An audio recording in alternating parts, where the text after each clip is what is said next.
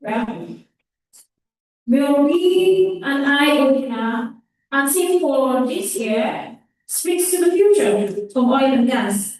And I'm hoping that we're all ready to learn because today we have seasoned professional, emerging leaders, YPs who will be sharing their thoughts. And I know that we should grow even more knowledge to. All right. So moving ahead, we will be writing Madam Jennifer for her keynote address.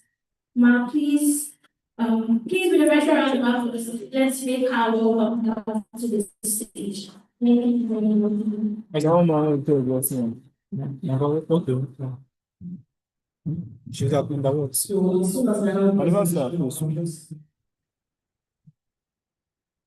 Send this slide, send that slide. Send that slide. Excuse me.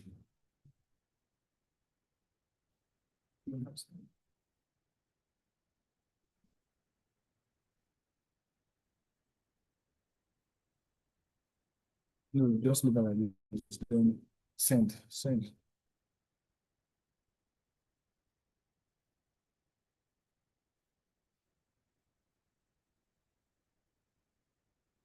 Which one to use that one?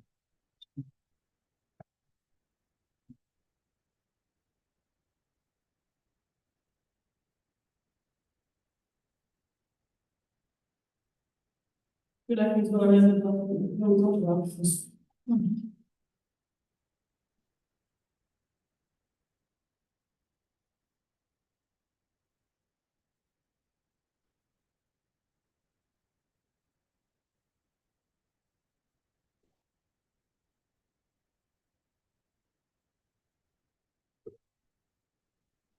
Good afternoon, everyone again. Like I said earlier, I'm Jennifer Lee. So I'm the lead for performance plan. This time decided to leave social focus. You hold up there.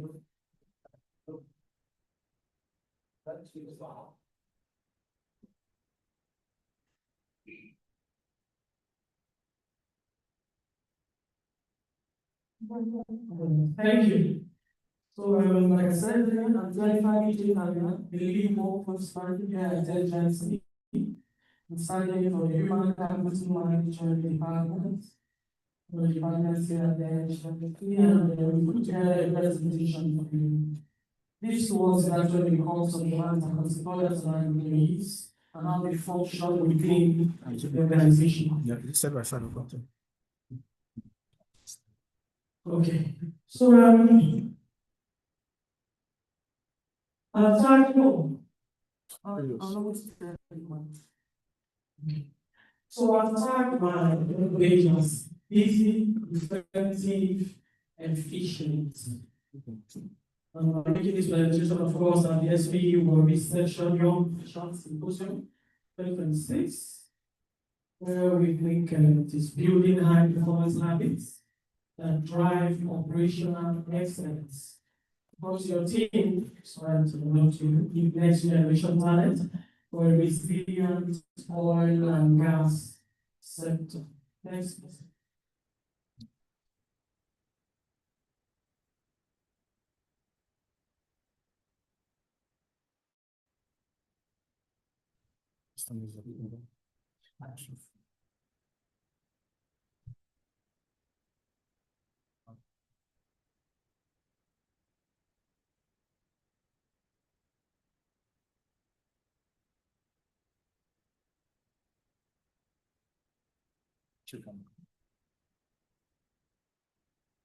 Sorry, I'm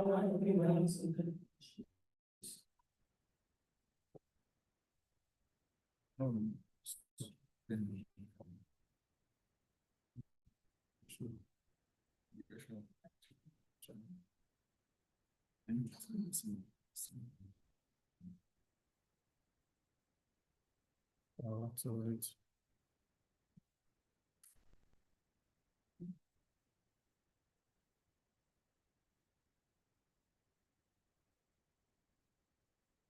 It's your pet to use. Did I bring my own laptop to use it? yes. Just 1 minute.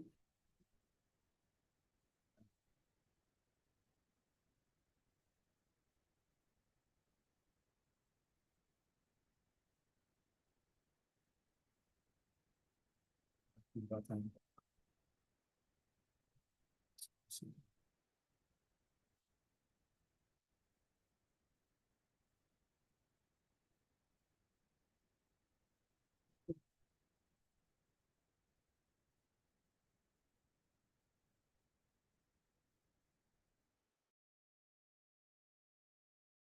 Question.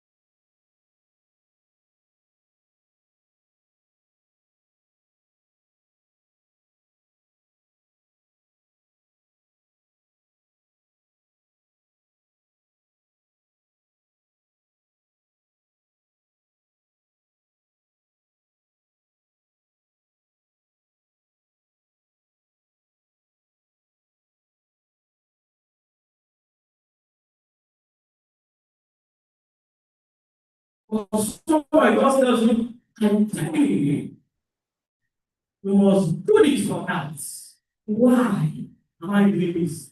No, we can't ask that question. But Baba is speaking. That's not the kind of thing you want. That's not the kind of students you want. Like, I'm not a science or anything, but I know in maths, which I didn't like very much, I'm sure you don't know. Well, so in maths, they will say show, show. The audio. You know that people is more than around. Just send voice. That kind of thing. It stands for systems like that. Just to use a very simple explanation. So, I repeat, future leaders consistently operate at level 3. So, while a problem solver will be great, even the tax execution is whatever could be manageable, but that person that adds value is quintessential, very, very important to organization. So, effectiveness in practice. So, some things you want to see in an effective person. Those kinds of people are reliable, so there's reliability. Consistent follow through on commitments and deliverables. You see accountability, right there. So they are conscious of safety, especially in the oil and gas industry, where any wrong move can be disastrous. Fatal, terrible, even to our bottom line. Can have loss of life and property, of course. So safety is key. And then, of course, to safety, we want to add things like the environment. How you are careful about the activities you carry out and how it impacts your environment. Team coordination, so if you are a leader, you're a lead, very kind, if you're a manager, a deputy manager, how do you coordinate your team? Clear handles. That person that takes ownership, shared awareness, collaborative, problem solving, these kinds of things. I think you want to see within your team. Spontaneous improvement. So then operations to enhance systems and outcomes. So it's an ongoing process. It almost never finishes. It's like a circle, okay? You did it last year towards organizational goals and aspirations, and the next year you're expected to do maybe not exactly the same thing, but the same sense based on what the organizational aspirations are. And then false situational awareness, reading the operational environment and responding proactively, not reactively. So you don't wait for it to happen before you respond. Instead, you preempt it proactively. So you say, if I am running plans X, Y, Z, what are the things that could go wrong that an engineer will be responsible for instance, to bring it over. So those kinds of things you take them down and you want to walk around them to ensure that should any of them happen, we are not taking unawares. They are not taking unawares.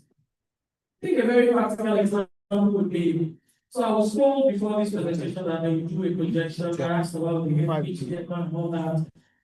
But I still came with my laptop. So imagine I wasn't here with my laptop. Should anything go wrong? Okay. So sometimes sending a mail or the flash or whatever may not be enough. We don't even use flash for every single company. So funny things, the kinds of things you should do. So next. Efficiency. So the discipline of high performance. 4 habits we think you should imbibe. You need to prioritize ruthlessly. That word ruthlessly was selected purposely to emphasize prioritization in everything I do, especially in workplace, and even in your personal life too. So you want to separate urgent from importance. While all your tasks are important, daily you should now be able to itemize the ones that are urgent. On a need to do this there, that particular time, that day, or based on when you are expected to put out some kind of output around that particular activity. So for instance, I've been given 5 objectives, and to follow through on them, I know I have to perform, say, 2 activities per week. And at the close of that week, I'm supposed to do a report on one before the other. So certainly, naturally, whether you like report 2 better than report 1, you know you have to put out report 1 first, isn't it? So you prepare that one first. Now these things appear very simple. As far as saying them, I mean everybody should go down now. She thinks she's talking to children. But I'm a lead. Hello. So we see it many times. Because people just do not want to do a particular thing, but because life is busy.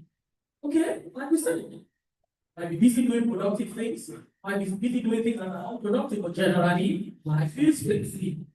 So except you really put pen to paper and say, this one is urgent, while this one is just important, but not as urgent as this one, you may find yourself falling by the wayside, and we don't want to drop the ball, isn't it? Whether it's in school, whether it's at work, the organization, wherever.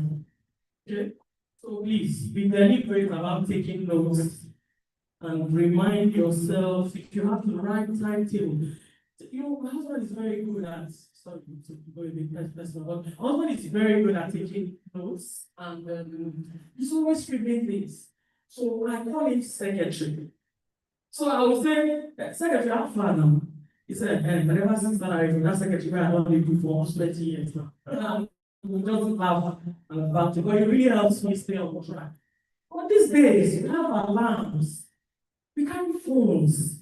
There are alarms there. We carry wristwatches for those that wear the match.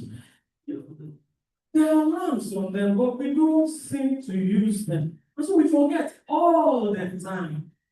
So I'd like us to say, on my honor today, don't worry, I won't lead you astray. On my honor today, I will use my alarms to help me stay on track. So help me God. Amen. We are praying for you. Please remember to use your equipment. Thank you. Okay. So prioritize what we're saying. So the next one, build systems, not motivation. Well, the building systems, like they just provide the guide that you need. Especially in an office like this, you have a system. It's just makes it easy. Things like your job description, things like your JD, for instance, it's a tool that you can use to help you deliver on the jobs that you have. Then, of course, we have systems at the technological level. Like in LMDC, we have sources handling for performance management, for instance, where you go in there and you can keep records of what your objectives are, you do them online, your offline response, all of it is documented. There's a system that you can clearly follow and track, and it stores it for you. So everybody can come there and view it, and there's evidence, something tangible that you are going to. Okay, as regards that particular function job we want to do.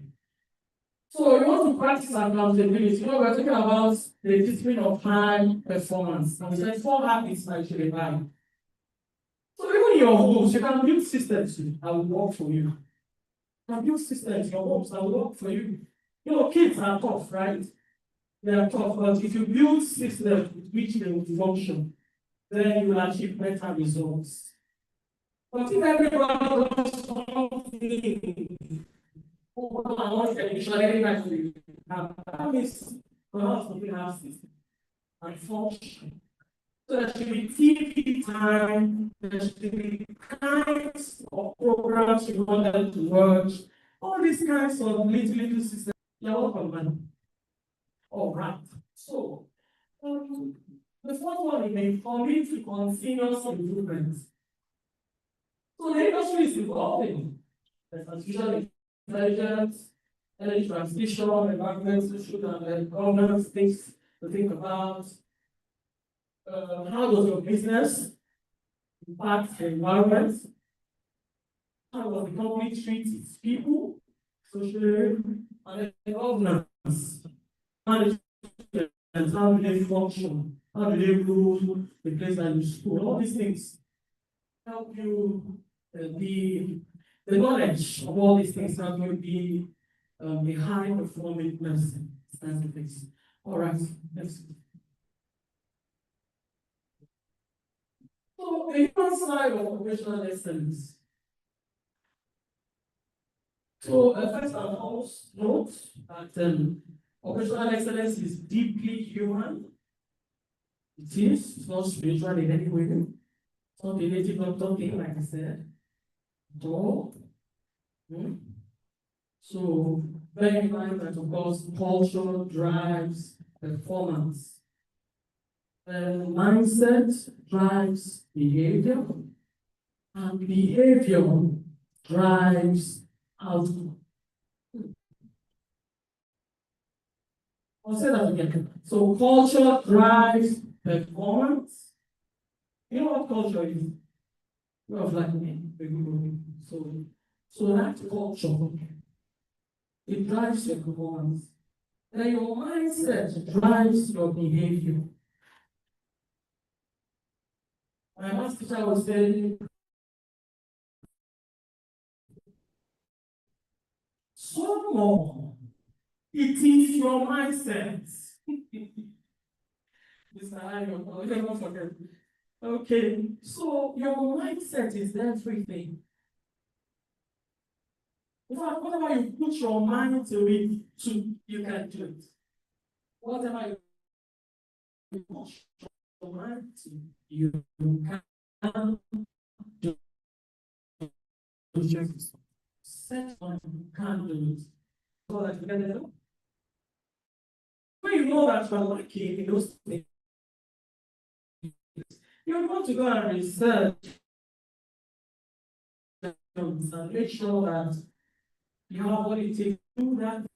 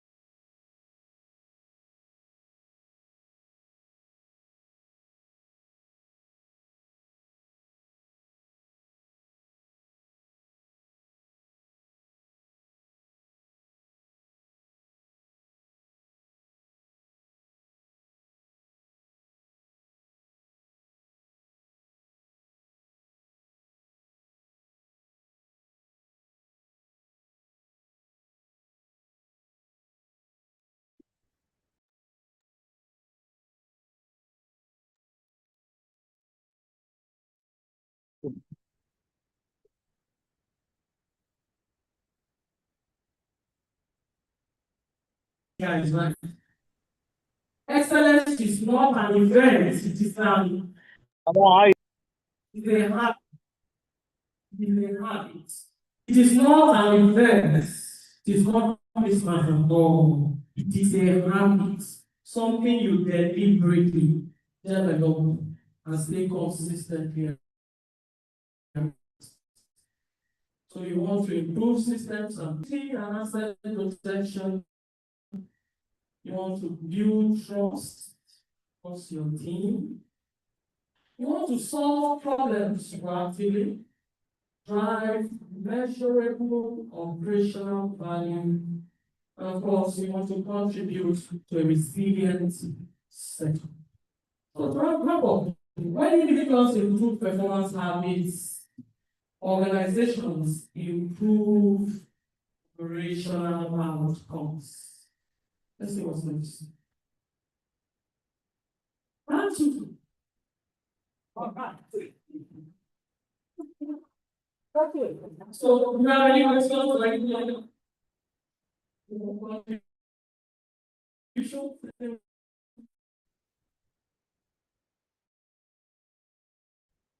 you very much, ma'am. Please let's give her such an insightful lecture. Please, round of applause for her. I'm genuinely hoping that we have questions. Please, if you have any question, kindly indicate by raising up your hand and the microphone will be handed over to you. Do we have any question? Okay. All right.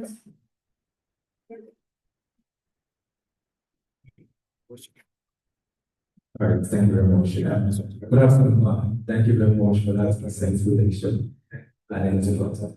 So my question is simply on the base of the alarm we talked about. So if we set our day of giving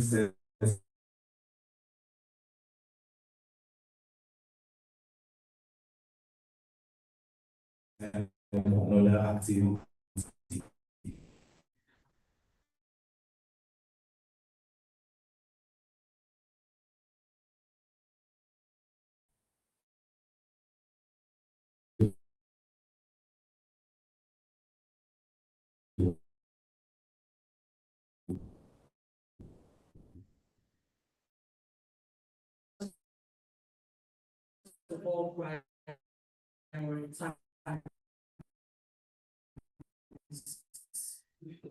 Okay.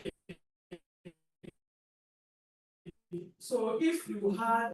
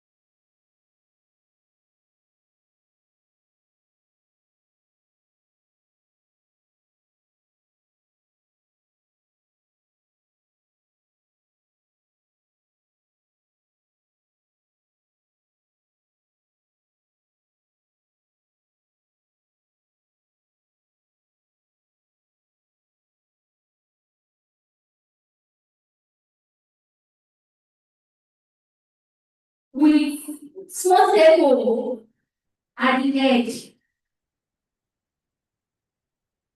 With small circle at the edge. Then draw 4 lines now from each of the words. Like draw this now from the side of each of the words. Vertical line. Your side is going outside. Front square moves to the next one. From each edge of the Go to the next one. Go to the next one. Okay, let's keep forward. Another one. Next slide.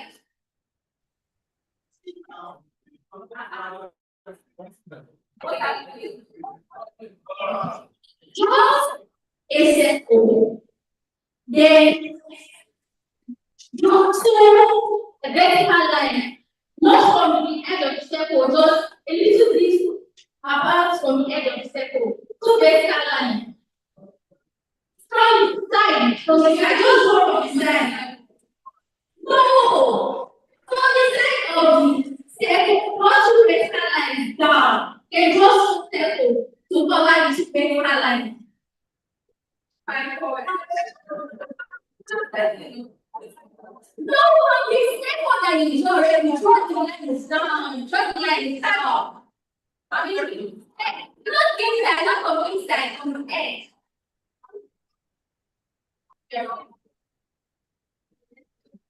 Not from one edge, not from the other edge, and draw not one of it. It's like a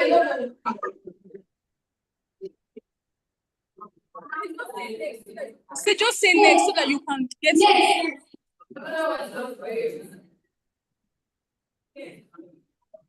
You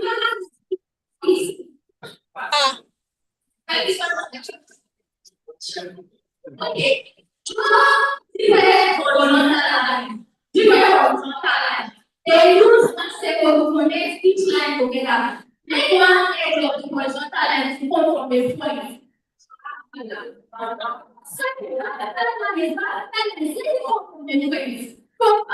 a vertical line up. That same way you draw it.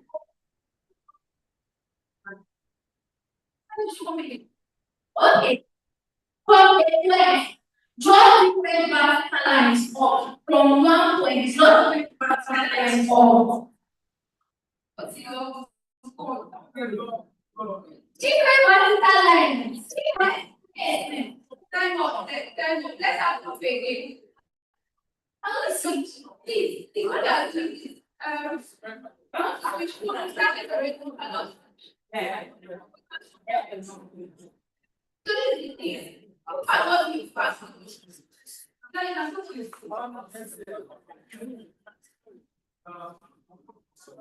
Nobody, I think the only people that has like this 4. Let's see if we can get any easier. So I think I should start all over. Is that okay?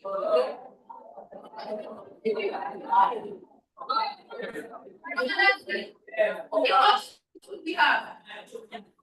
Yeah. Which guy? Okay. Oh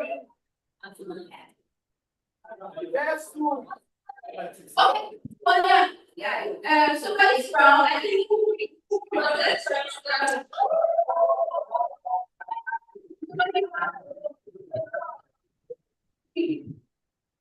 Okay, so you have to do it yourself. Let's be fast. Quickly, everyone. I am asking it's okay. Greetings, everyone.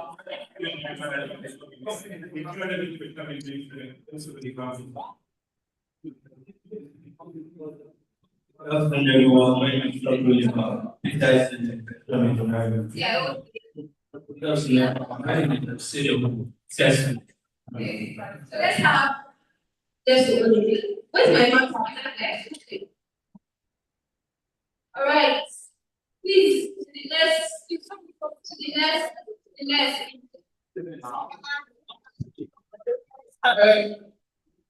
President of Nigeria. The president of Nigeria. Special structure.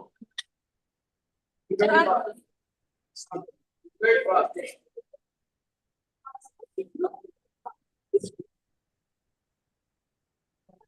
Why do you President feel of Nigeria.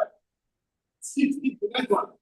Okay, see, you are very encouraged. You are very encouraged on your head. Right. You are very encouraged on your head.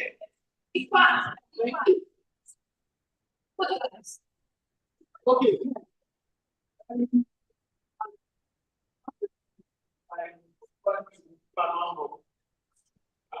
Yes. And I'm not machine and it was the human form. Okay, but I'm not missionary. Thank you. Just draw around the box. When you go like. It has legs. It walks, but it does not. It looks like human, but it's not human. It has legs. Yes. See, next. Okay, I want to this particular company. Yes. Go, yes.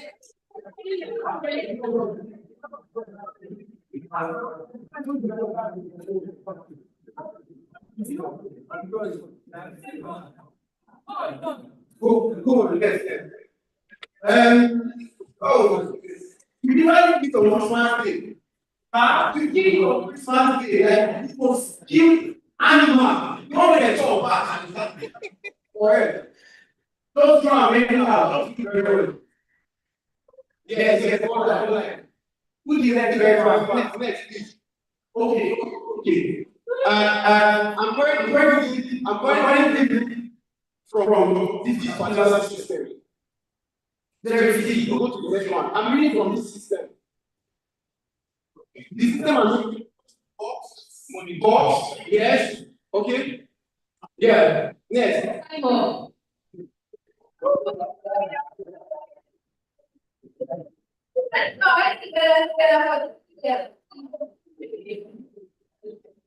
Alright. Are we doing that fast?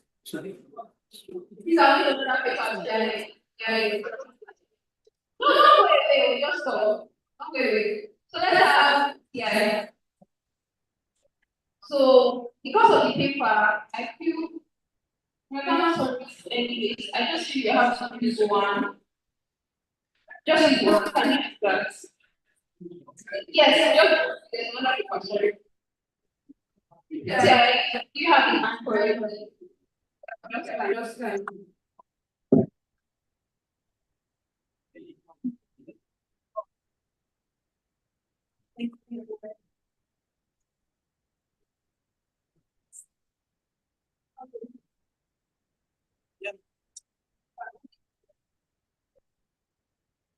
please, as the bullet.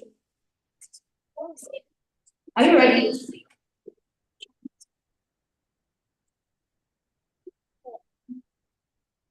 Alright, so your time starts now. A round object is very important. A round object is very important. It's very important.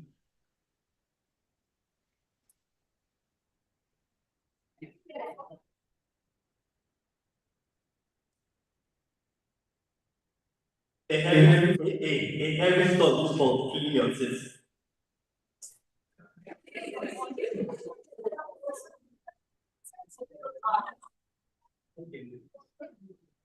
Okay, draw two horizontal lines. Two horizontal lines. Close them. Then draw at the end, draw vertical lines at the end.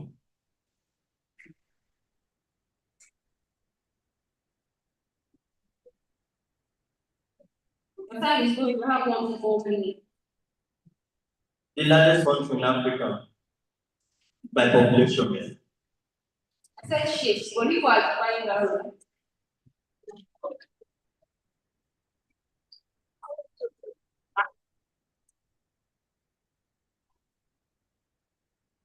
You have no country, right? Next, draw a circle. Then draw a straight line down, a vertical line down, If it's kind of like down, yeah, if it's kind of like down is kind of like, then drop on the other side. On the other side, and horizontal line.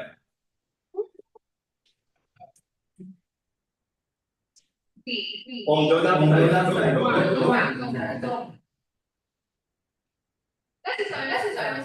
side. So I think if it was everything, but so if we're not as fast as I would have liked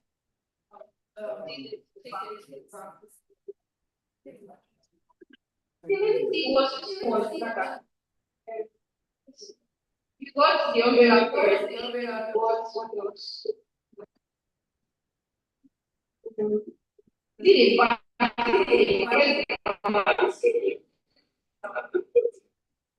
so I think with that we come to the end of icebreaker.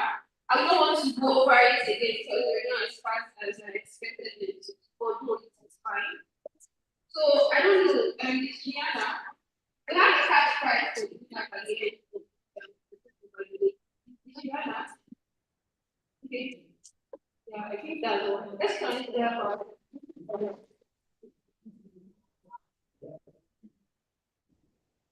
Thank you so much. Please, a round of applause for our VIP. That's such an interesting icebreaker session. Wouldn't you agree? Please, a round of applause for students. Thank you very much. When I saw umbrella, what just came to my mind was, oh, that person should say something they say that men should not be carried, should not be caught carrying. Thank you very much. Just as our icebreaker session was going on, some of our dignitaries walked in. But before we go ahead, I would like to recognize my co-company. I'm not be doing this alone. He just working, he just joined us. The president of engineer Chukwe Buka. So please let's give him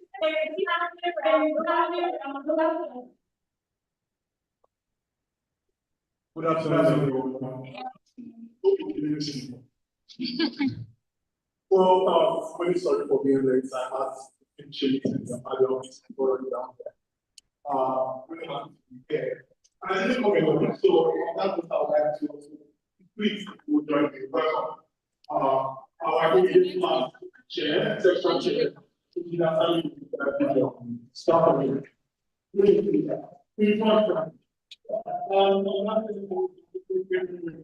Lecture. Please taking Also came with our section director. This is Madeleine people. This is our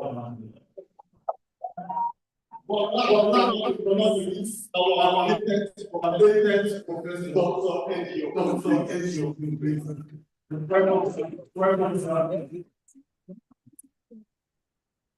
want to charge your phone? You haven't charged it? No, But then before you take your seat, sorry, I would like to talk about that. I would like to please clap for you, clap for you.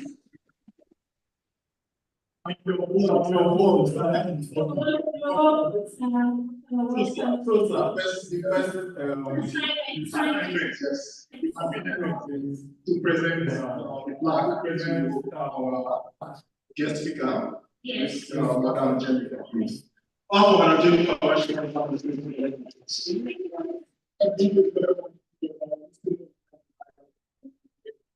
thank you so much. Thank you.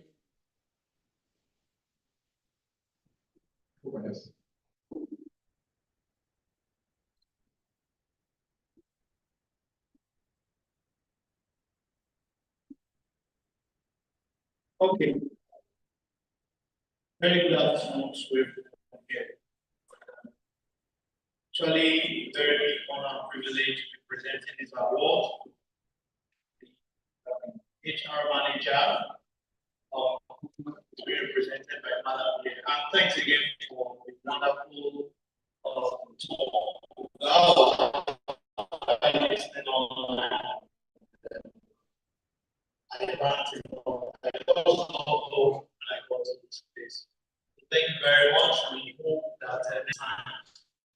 Thank you very much. So we have our SP section is little us to you.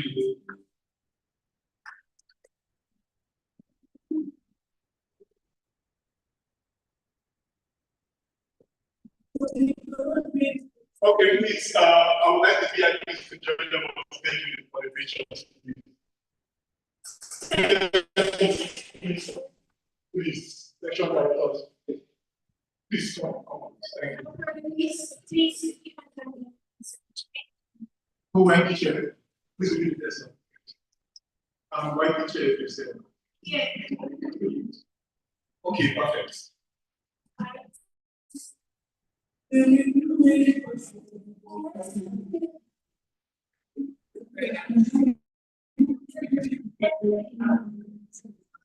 People energy. So, Thank you. Thank you very much. Thank you very much. Thank you so much. I'm on agenda, please extend our gratitude to the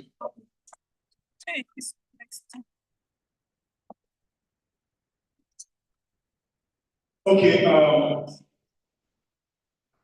my next assignment is very simple. I would like to summon your for this very important section. A section that Paul told me last time I had to do before, so I'm sure he's online paying attention to this. So Paul, this is to you. I'd like to introduce someone I prefer to call the beautiful every Friday. She will be telling us, or she will be moderating the section where we will have to look at operational efficiency, asset security and environmental stewardship, as well as asset building. Every Friday, please, can you join your stage, please?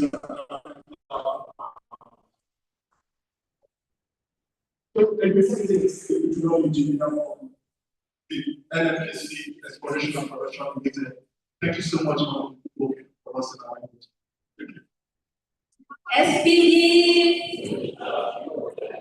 Thank you to the staff for actually appreciate the privilege to be here. So my job here is very simple. It's moderating, and I'll be moderating today's session. So before we start, I just want to do two exercises for everyone students and YP. So the exercise for you is on the self-practice management. What the resilience to you as a person, as a young professional, as a student. So take out a pen, write it down in one word. What does resilience mean to you? What does being resilient mean? And if at the end of the session, I ask you again, you write down your answer. If the two words are still the same, then I believe we're on the right track. SPD. Okay, so before I begin our panelists for today, allow me to set the table very well. The oil and gas industry is on an inflection point. The world is looking at this industry more closely than it has ever been. They are questioning the future, the ethics, and questioning whether the people who are running this industry are taking the wrong thing seriously. And in the midst of all of that, the companies are also facing something a little bit quieter or something just like urgent, and are walking out the door. And the new generation needs to work in the right skills and talent. That generation is me and you sitting in this very room. So the question is not whether we belong here. We do. The question is, what are you going to do with the seat you have been given? Are you going to maintain the status, or are you going to leave this industry more secure, more efficient, and more responsible?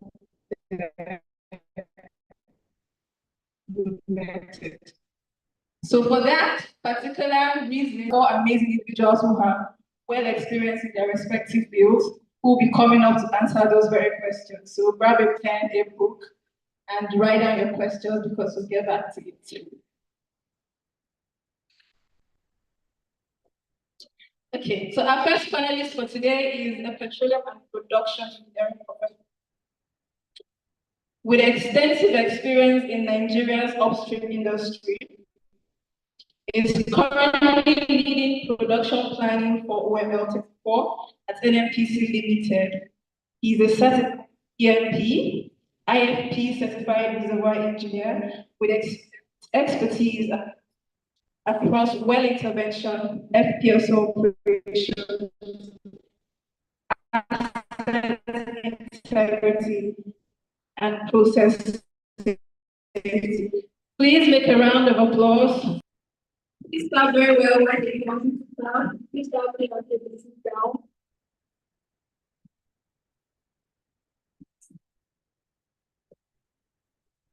Thank you very much, sir. Just so we are in sync, I would like you to please also tell this wonderful congregation what resilience means to you as a professional, sir. In one word, please. Okay, thank you so much. I think what I know resilience is not. So one word, please. Yes, sir. One word. Adaptation. Thank you very much, sir. Our next panelist is a man who has done it all, from being a field operator to leading an integrated operations monitoring center at Atse Energy, with experience across Shell, Macon Engineering, and Force. He brings expertise in real-time production, security operations. Victor Chukwu. A round of applause if he gets with his symposium.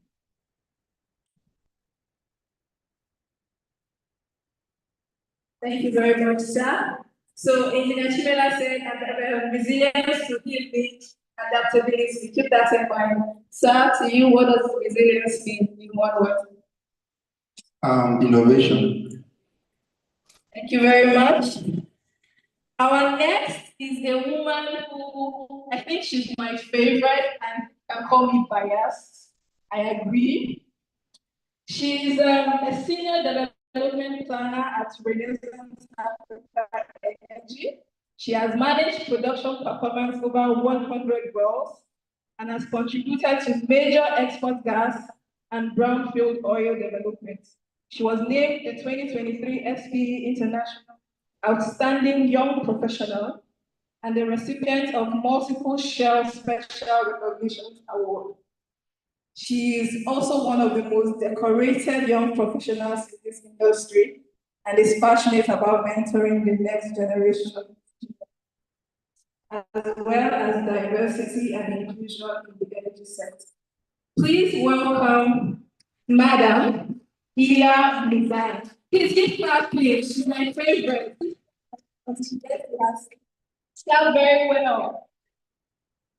Thank you very much, Ma. Please, same question I asked. What does resilience mean to you in one word? Perseverance. Perseverance. Thank you very much. So we have, come with me. I hope you can remember what we said. We have adaptation, right? We have what? Innovation, and now we have perseverance. Thank you very much. And finally, but certainly not the least individual here amongst us, is a fellow of the Nigerian Society of Engineers with 18 years of experience in oil and gas. He currently serves as the technical advisor to the ED of Production and Asset Management at NMPC ELP. He has led projects worth over $200 billion. Hear that again. He has led projects over $200 billion. No be naira. He's an SP Outstanding Contributor Award recipient and a committed mentor to young engineers. Please welcome Engineer Ayola Olanibeko.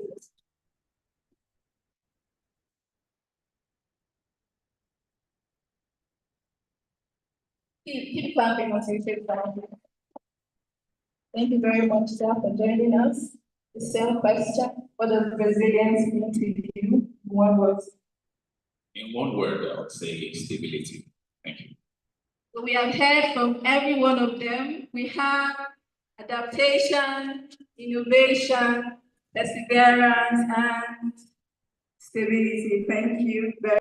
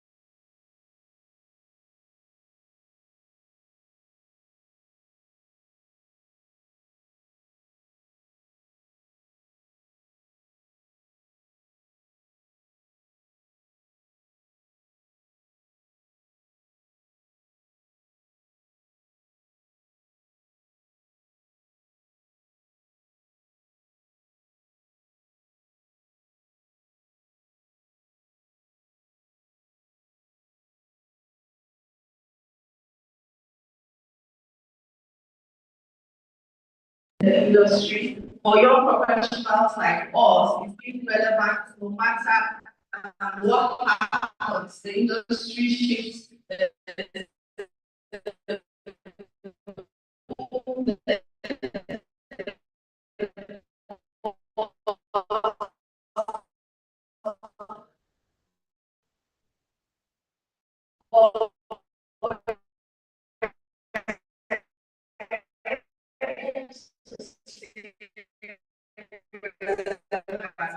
That's something that is important. I believe as we go ahead, I'll stay relevant in the course of thinking. I know that I'll also like to do your Excited to be in the industry. Systems will is that the systems integrate gracefully and they are able to bounce back whenever there is a failure.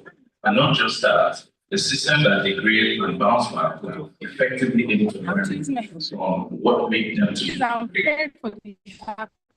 how we can make sure So I need my the new systems will evolve. and if I turn it off, the computer is not. Yeah, the new systems we're designing, evolving, and developing consistently well.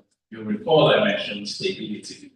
In our industry, profitability is key, just like one of our planets mentioned. And how do you ensure profitability? You must make sure that your systems are resilient enough, they are stable enough to make sure that they give you value when you need them. You wouldn't want your compressor dying on you when you actually need that to inject gas to your well. You wouldn't want your pump going off when you want to push product out. So on that note, resilience means system integrating properly and being able to bounce back effectively, giving value at all times. Thank you. Thank you very much for that wonderful responses. I hope you can see that the initial question I asked them, what resilience mean to them, if you look at their answers, each of them have been following what they have been saying. Am I the only one that noticed that?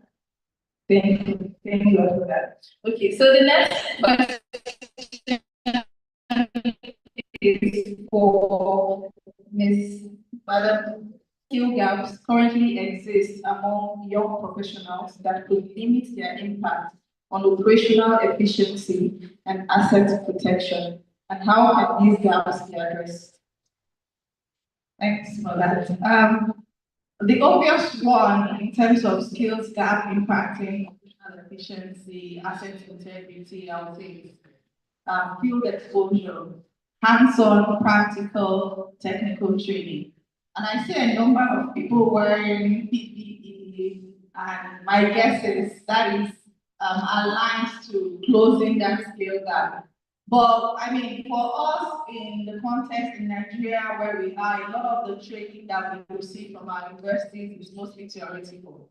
And the challenge is when young people come into the workforce, it's more difficult to get a grasp and to really hit the ground running in terms of understanding the assets and being able to maximize and have real benefits or have real improvements without prior field exposure. So that is something that is very important. And with organizations like SPE and other organizations as well, trying to close that gap, ensuring that even from your industrial trainings, you're able to get that field exposure is very critical. Because when you begin to understand the assets, you begin to understand how assets operate, we can then begin to look at how our assets can be more efficient. So that's very important. So I'll encourage young professionals as much as possible and get the field exposure early on so that you can begin to build that experience.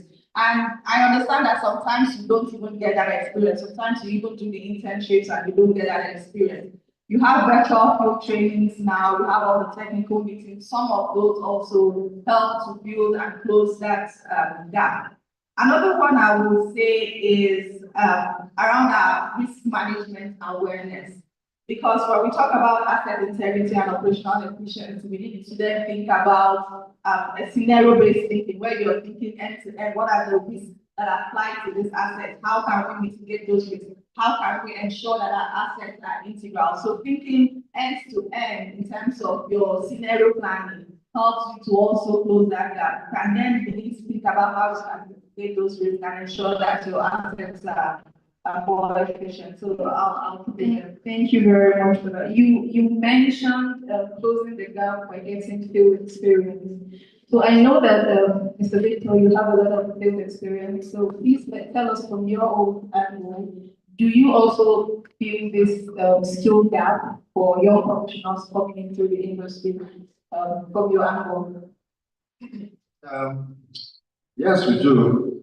And just to emphasize, I think a month ago, my colleagues and I were just gisting and talking, and we said we do interviews a lot. So sometimes you could receive CVs of about 100, and at the end of the day, you can be in certain interviews and you don't actually get any interviews at all. Okay, so how do we then reach this skill gap? So one way, we are on it already. We are having this kind of discussions. Good thing is that we have a lot of students here. So I think we need to continue to communicate clearly, realize that most importantly, we must start from the basics. Technical knowledge is very key. Companies should begin to derive or devise policies where they will intentionally train people, because we have a lot of gaps, both technical and commercial gaps.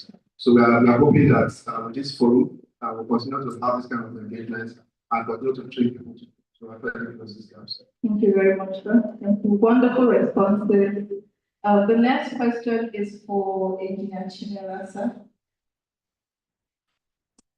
So looking ahead, we know that the industry is being pushed in so many directions, renewable energy coming in fact, the war is affecting the price of crude oil.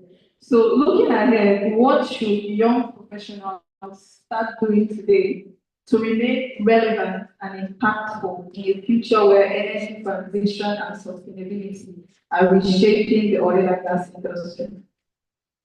So I think what young professionals should do, first of all, I think they should apply these places and at this particular stage, pay attention to fundamental engineering fundamentals. And when I say engineering fundamentals, it is on that foundation everything begins.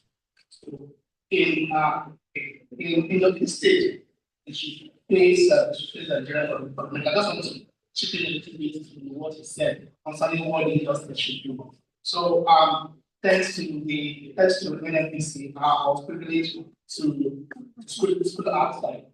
I think what they do is all the industry like G's or SLEs to come in and support the lecturers in certain courses. Like, for example, let me give a particular example. I remember when we did something about foundation testing. Somebody from Slum in one of their SLEs came and took us foundation testing. And when I came back, the first job the first operation I did was foundation testing. Funny enough, that job was done. But the flow, those guys never knew that I just finished because of that relationship, that part. So to your question, I think the fundamental is very important. It's very important for them to know and understand the trend. What is going on? We see what is going on. Aging, facility, we're moving. The last speaker talked about parents with any integration. We're going into integrated asset management, right? Digital capability, and the rest of it. So I wouldn't want someone. It's the reality that there is school, but if do the first thing first, know your fundamentals. Be tied to your fundamentals because technology will change, but all technology is based on your fundamentals. So it is important to know that then you can have much as possible to know little people, try to know a little bit about them, teach that that's what I can say. Thank you for that wonderful response, sir. So coming back to you, Madam Eva, What mindset shift is required for young professionals to move from being task executors to becoming proactive contributors for asset security and operational excellence? Yeah, okay, so moving from task executors to, what do you say, operational, proactive contributors, yes. It's very key and it's something that is commonplace, young professional students. A lot of times you come into the industry and you see yourself as a newbie, right? You're just coming in, perhaps you don't even understand how things work. And you're being assigned tasks, and there's a feeling that you're just doing the task, whatever is assigned to you, you do it. But then the mindset shift needs to happen where you move from just doing tasks, carrying out execution, to think about how you impact the outcomes. We talk about end to end, so moving away from the silo mentality where you're only delivering your work, but thinking about how you can improve processes, looking at how your work impacts the work that others do. So that's what makes you stand out as a young professional in the industry where you can really make an impact in terms of asset integrity and operational efficiency. It also speaks to ownership, right? So you own the work that you do. Do not sit back and wait for things to be handed to you, but you step up and be the one that asks the right questions. Influence changes within the organization, wherever you find yourself. And that can even be up to an industrial training person, right? You're just there for internship. But you need to look beyond just being there to deliver tasks, but thinking about how does the work that I do impact the overall outcome? What's the business strategy? In my company, when we started, we talked a lot about what is the bottom line. You need to understand the bottom line. You need to understand what is value for the business and how you can contribute to it beyond just doing your daily task. Thank you very much for that. The next question is for you, Engineer Ayola. So with increasing digitalization in oil and gas operations, how can young professionals leverage data, automation, and AI to improve access, integrity, and reduce operational risk? Okay, thank you so much for that exciting question. You know, in the trend of today, people talk about AI, digitalization, and they do so science fiction. But I'll tell you a short story from my personal experience. I work for NNPC, and within our asset, you know, initially, we never had all the data sets. Right? However, we always observed something. You drill a new well, and under a short period of months, you start asking yourself, so this myself and the top we started asking the important question, paying attention to detail, finding out what exactly the data say, and from there we started using Microsoft. We started using our apps, our AI, and with that, we were able to increase production by over 10% in the first 18 months. What exactly happened? The data sets were there. They were speaking to us. We're not paying attention to the exact details of where the pump is, how much power we burn, we're not paying attention to how much time does it take you to repair a faulty compressor when the pipeline goes offline. Those details were already there. So what is the young professional expected? You need to pay attention to the details. Just like I mentioned, don't just do the task. Be the one committed to finding out how exactly these numbers add up to the bottom line. How exactly does these numbers add up to productivity or to value? So you get into a company as a new professional, young professional, and you just hear them saying for productivity, volume adoption, and all. And you may know the one they are asking me to send them a report. Initially, we used Excel, you know, to track several reports quite secure. However, when you begin to ask the real question, this data I'm sending to my boss today, what does it mean? Bottom line. you begin to do the work. And when it comes to digitalization, then you have it there already. You let the data begin to guide you to actual things that need to be done. With those data sets now, we're able to show to the community that look, this equipment, that equipment, it needs to be with facts, not just with someone saying, oh, that is old, it's been there for 5 years. What is actually the difference? So young professionals need to pay attention to the detail. You need to focus on how exactly you can transform the system. It wasn't just about going out and pioneering innovative excellence by using Power BI or the Microsoft tool, but it was about forming specialized software. And at the end of the day, we discovered that this data was actually there and it was speaking to us. Thank you. Thank you very much. I would like to put in the for to give you the view of this. I know you have MSc data science. Am I correct? Yes. Okay. Thank you very much. So, what do you think? How do you think young professionals can leverage AI and automation to improve access, integrity, and operational and reduce operational risk? So, thank you for the question. So, for young professionals, let me so for young professionals, the great AI is all about their commitment. So, in our case, we have to change and notice for me to have they need to coming up and to have good interaction with good because there's a lot of data in the system and we need to work with it. I think that's another one of the issues. So a lot of data and we need to understand what is saying. How can how can we use this new knowledge to advance my advance but for the young ones, I think the first thing you need to know is data explanation. Then data science in addition.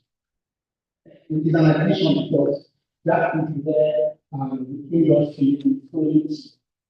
So you will have access to learn these things. I mean, your knowledge is you can learn this with that just at your fingertips, but the only disadvantage that you have is that you have so much distraction. You have the knowledge, there is need for you to learn, but the distractions are not unlike our generation that we don't have distractions of community, then we don't have access to this thing.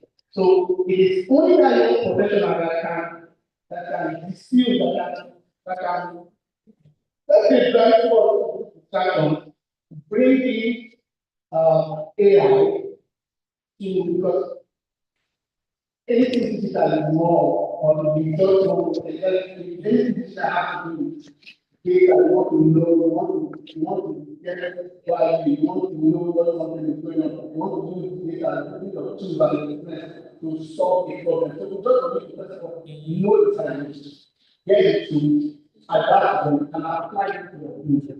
Everything you just technology and use can adapt and all the people are very important. So professional engineering is what I need to know, go and learn, knowledge, learn it, master it because it can do it, it's not difficult. And you now look for now look for a part of professional engineering you can adapt to. Thank you very much.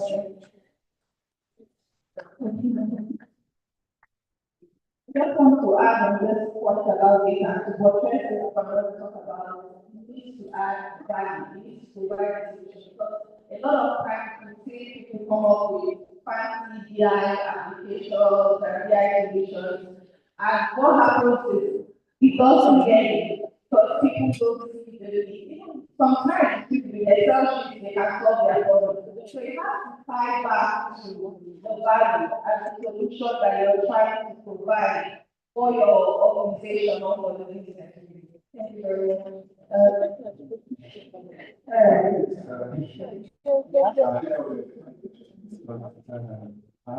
a very deep composition of my family. So, I will have a lot of data analysis, even in an academic session. Whenever I have some questions, I like to really have data. So, in our meetings, I like to have a lot of money to present data. I think that the data is very sensitive. So, the first one is the data. So, what is data? It's just telling us. And after data on the workload, the data gives you information. What are you going to do with this information? And after that, it must be inside, and the inside must be active. The inside must gear towards value. So ever since then, in fact, when the first time I introduced it, at the close of one of the interactions that says that can I tell you that because you actually certified this for me, and I'm thinking differently now, and appreciate the support of the community. Thank you very much. Wonderful responses. Thanks, so the might go back to the you might be something. So the question for you is, in practical terms, how can young professionals contribute to reducing production losses caused by pipeline vandalism, equipment failure, and process inefficiency? Okay, thank you. So first, we must start with understanding what product we're talking about. Let me use this hall, for example. This hall has a capacity. Let's assume this hall has 500 seater capacity. And if I have 500 persons, it means I'm expecting 500 persons to leave this hall. So that means I don't have any loss, right? But if I don't measure properly, because losses actually start from inefficiency in measurement. So if you don't measure properly, you're going to begin to escalate wrongly. That's why you see sometimes in news, you will hear a certain company say they have discovered stolen XYZ of crude oil, and there's another counter report saying that the oil was not stolen. So it's about measurement. So and another thing is that there are also several technologies that you should use. Two types of measurements. You can do spot measurements. You can also do real-time measurements. Spot measurement is as you're producing oil and gas. You can take relations within 4 hours and you know how much you have actually produced. While this you can actually install IoT and things like that. Even before this, while you're producing it on the spot, you know that you are actually using. So you don't need to wait for 24 hours and you need to say that lost the town that you've actually lost a lot of value. And also in terms of asset protection, in the pipeline contamination, taking away manual surveillance, and also use several pipeline and protection technologies to protect your wellhead and in all.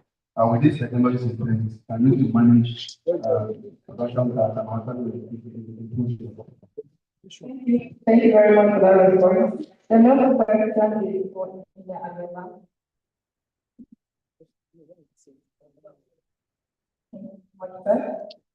In what ways can young professionals contribute to designing more resilient facilities that can withstand both physical threats and operational disruption?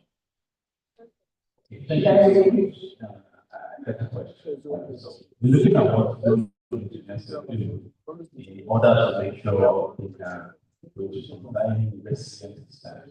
You recall that earlier. Resilience has to do with stability within your process system, the configuration of process system. And one key thing, when we look at designing engineering, while you're going through your field, perhaps you're doing your hazard or hazard, you must, as a young engineer, not be afraid to ask the right question. How do I know? You must, as a young engineer, not be afraid to ask exactly questions that pertain to the code. That's not what you're going to ask when you sit in the industry. You want to ask questions that have to do with if this changes, what happens? Even when peradventure your management is saying oh, let's just have one compressor system here. You should be able to ask the question and say, why don't we have a redundant system? Because if you don't ask such questions, you cannot effectively design an implicitly safe system. So if you can't ask those questions, you've already started designing your system fail. So I happen to operate very large pipelines data access. And part of the questions that we ask each time we have to do maybe a sexual repair is that has this well been properly done? Did someone check the radiograph reports properly? Did someone test it properly? Not just, oh yeah, we're used to it, or it's just the way it should be done. You ask those questions. And oftentimes, what has actually saved us volumes of production, I'm talking of a pipeline system that's responsible for well over 20% of the entire production of Nigeria, sitting at around 1.5 million barrels per day today.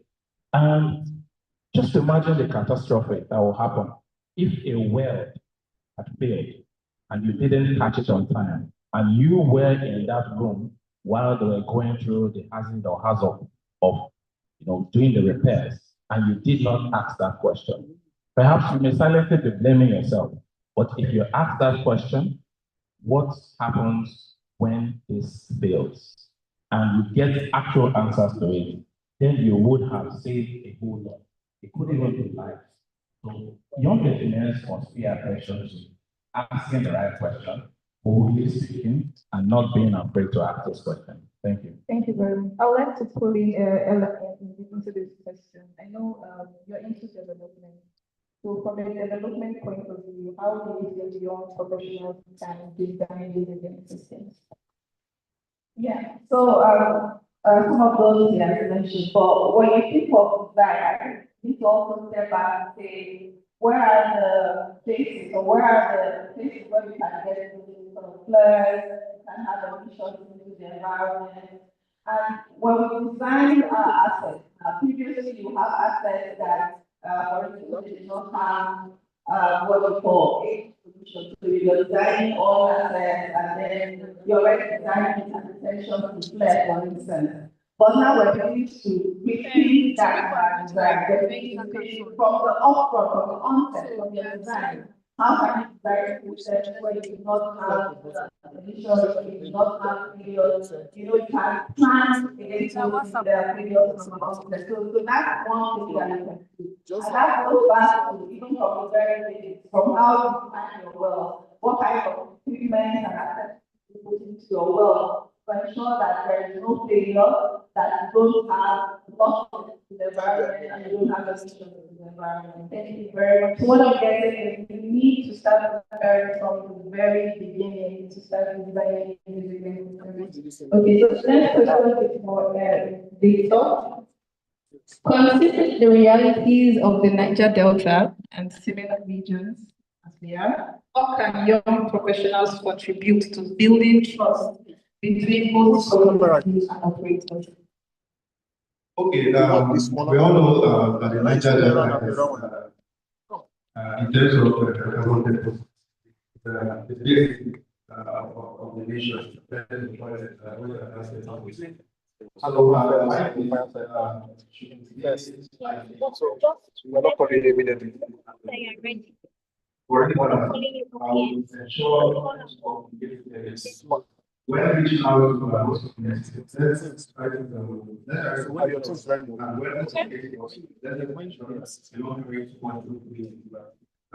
if you have, for instance, you're going for a presentation, you must ensure that whatever project that we have, it will be, it will have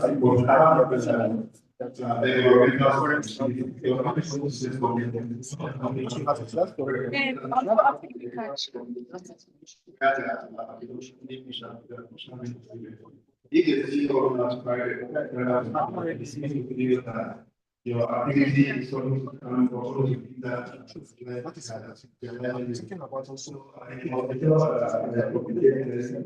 Secondly, the right is to also judge several aspects. I would like to advise wisely, We also have a writing session for 10 students in secondary schools, 12 public schools. While we are also organizing, let us also go out to our host community. You can actually partner with most of it. To organize a program for secondary schools. Right, about this Thank you very much. Pass the mic to the next gentleman. So, sir, if you had to prioritize one area where your professionals can make the biggest impact today, which would you drive? Okay,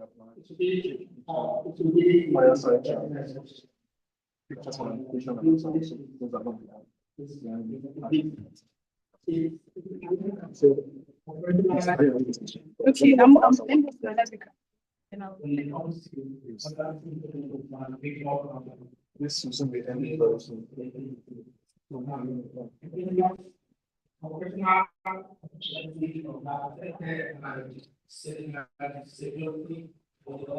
It's also affected by environmental, it's also affected by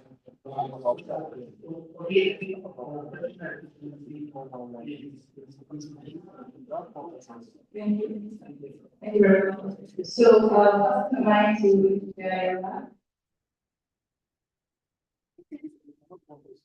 How can young professionals contribute to improving incident response strategies, particularly in high-risk environments such as offshore platforms and remote onshore fields?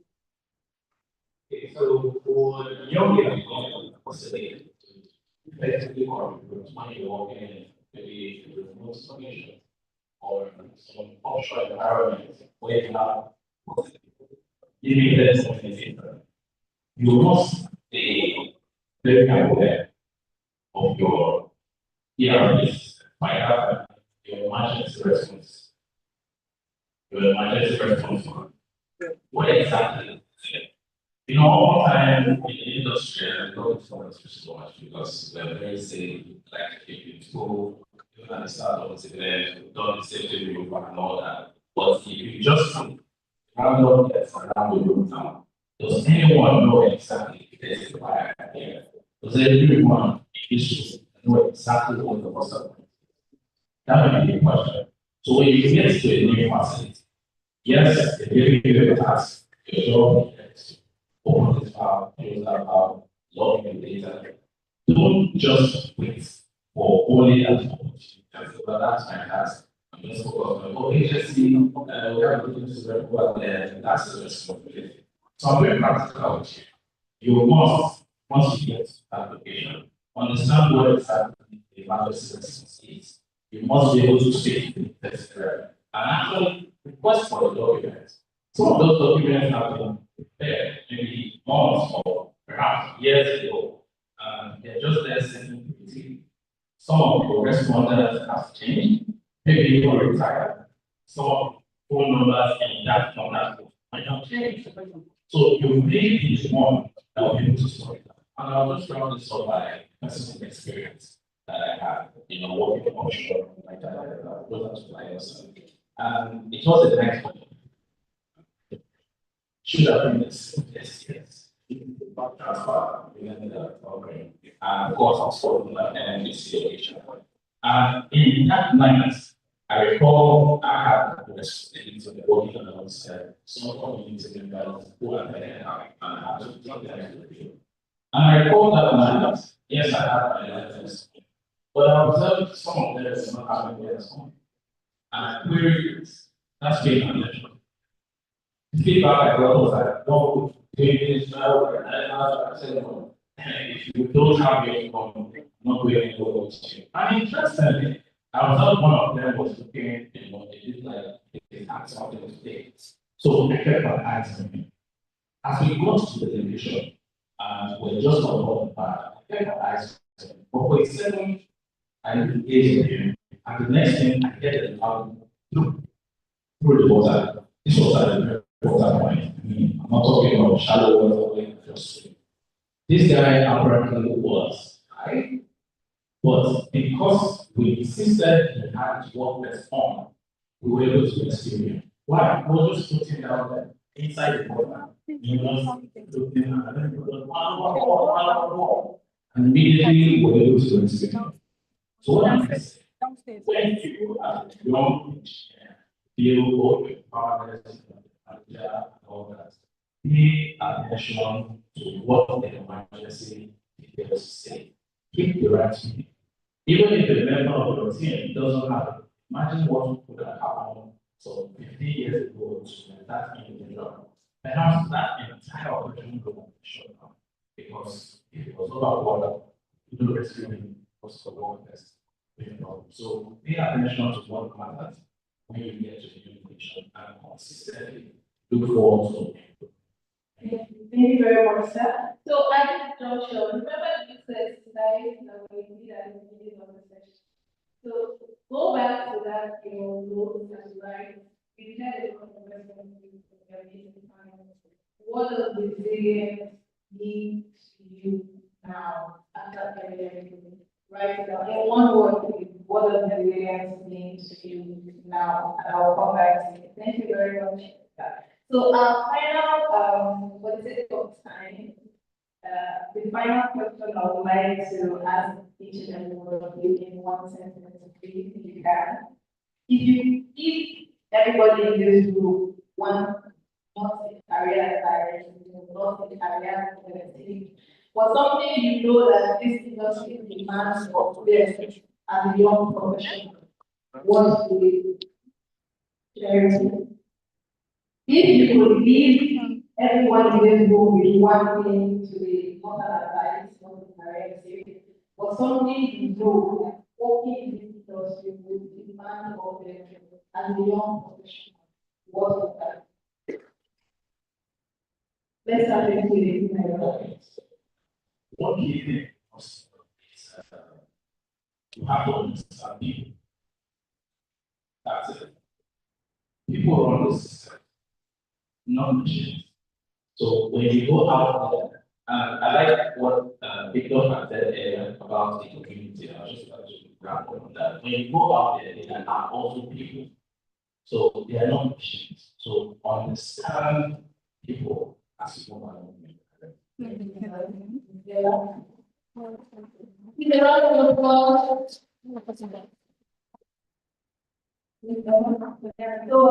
before I came, I was just at data. So less than 20% of the workforce in the industry in Nigeria is below 35. So there is a generational gap. So if you think in the next 10, 20 years, 30 years, this industry is going to rest on your shoulders. And the question for you today is how prepared are you? And so we come here, we have these discussions, but the onus is really on you to prepare to take over this industry in the near future. Thank you very much. Okay, my message to this audience is that this industry is not about violence and shame. You must ensure that wherever you do in this industry, you must project the activities to the outcome and value purpose. Everything else should get us also prior to the plan. Thank you very much.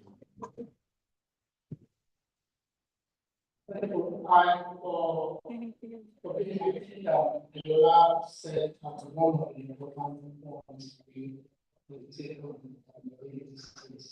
You need relationship. Relationship is very important in this industry. And at this stage, being a non-professional or still a student, you need to be grounded because that's the that's thank you. Thank you very much. So we have time for 3 questions. If you know you have a question in the audience, raise your hand. The microphone. 1. We have 1. Somebody 2. 3. That's it. 1, 2, and 3. Yes. So the one.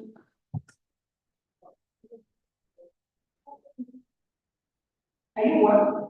Okay, one. So please, you have a specific person you want to address. Oh, you want to address. Okay, first of I guess we got high levels. So my name is Anil Kunjon. Let's say I'm studying information and production companies. I'm currently at the PhD in program. I'm having political research. So this having practical is now we have naturally repeated words that after the process of time it has repeated. Now, what are the enhanced oil recovery techniques that are majorly used now? And what are their limitations? And what do you think that's my first question now? As a PhD student, carry out research a problem solving solution that are going to be effective. So please give me enhanced oil the limitation and what I think I can research on. That's one. Two, I'm also looking at the total publication systems of some of our fuel stations that does the production.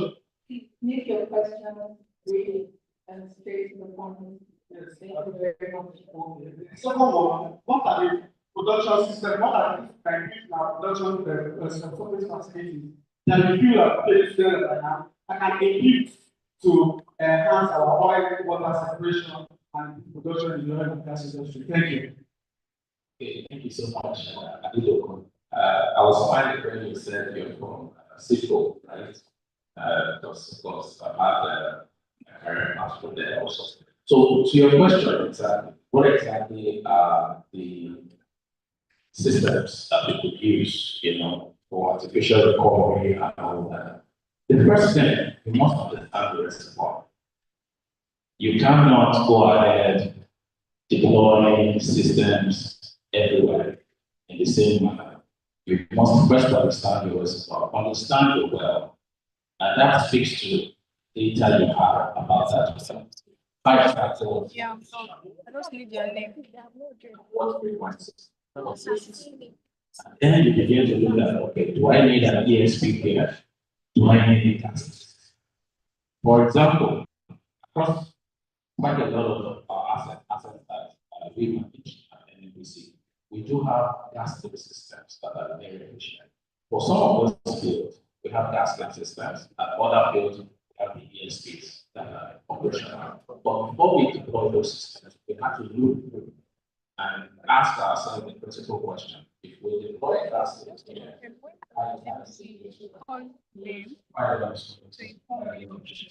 so the gas still stays you cannot say, oh, this field, I'm going to use water or that field, I'm going to use ESP. No, you must prepare the reservoir. They have to begin to like no other fields. You don't want to buy soil. You begin to ask yourself, how exactly this is.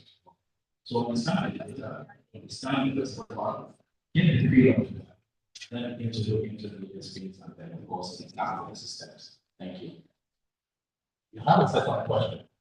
I believe your second question again. Yes. Okay, on water separation. Oh. So for You meet him after the session, so that you guys will have a one-on-one discussion. I know you prefer that. Yes. Okay, good afternoon, everyone.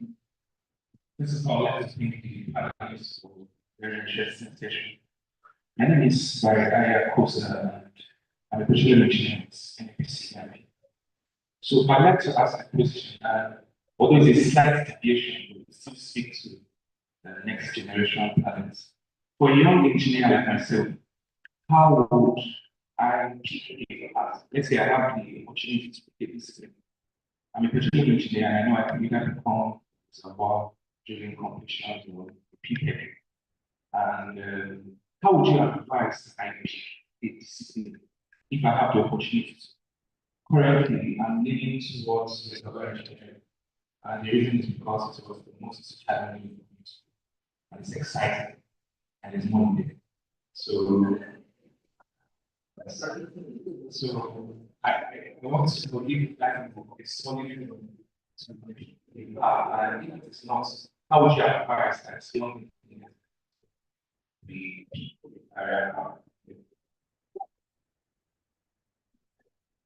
I think you have motivations already. One is very important, so let's not try you. But so you talk about passion and you talk about interest. So between these disciplines, you need to then know what differentiates the disciplines and what is that you're interested in.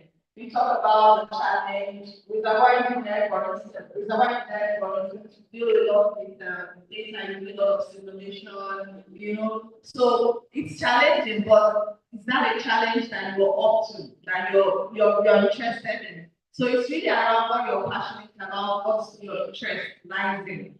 But I also, because again we talk about the industry we are in today, I also do not like to limit myself to one discipline, right? The industry that we are in today requires you to be multifaceted. So don't be too narrow. You may, some companies will want you to specify reservoir engineering or petrophysics or production technologies. In some other companies, you're a petroleum engineer, so you do everything end to end. So try also in selecting a discipline that aligns with your interests. Do not also be too narrow, is what I was saying.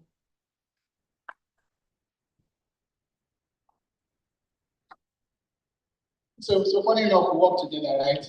So for me, I believe in analog. You say if you want to seek advice, there are three people you can seek advice from. Somebody that is living that example. That is that example in that particular group. Or maybe someone that is trying to be that you want to be, but the person keeps failing and the person is trying. And somebody that doesn't give a damn about if you succeed, that person that can tell you it's money, not money to please you. For this that you said, money is bad, but you need to be strategic too. You can look at the system and see the path that can project you upward quickly, right? Or a discipline that is promising that you can create something that you can add value quickly and you'll be noticed. For us, most of the time it's normally money. I use the word bad. Normally it's money. So these three things you need to. So and you look at someone in the system, because in NEPL or in NMPC we have reservoir engineers, we have training engineers, we have production tech. Yeah. The main thing that the data is there for you to use. You can just look at someone.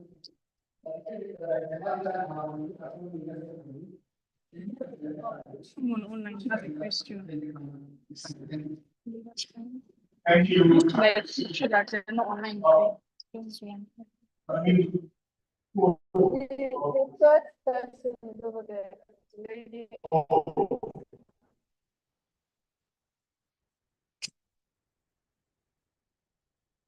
Yeah. My name is Amshwar. Good afternoon, everyone. My name is Amshwar Tosan. I'm the student of petroleum engineering, Federal University of Petroleum. So my question is that, okay, currently, graphic designing. I'm learning graphic designing. And you said something about computer science being something you have to learn as young professionals. I just want to for you to advise me, where do I begin? How do I make start in computer science related to my course, petroleum engineering? The same thing should ask them. Actually, that was for you.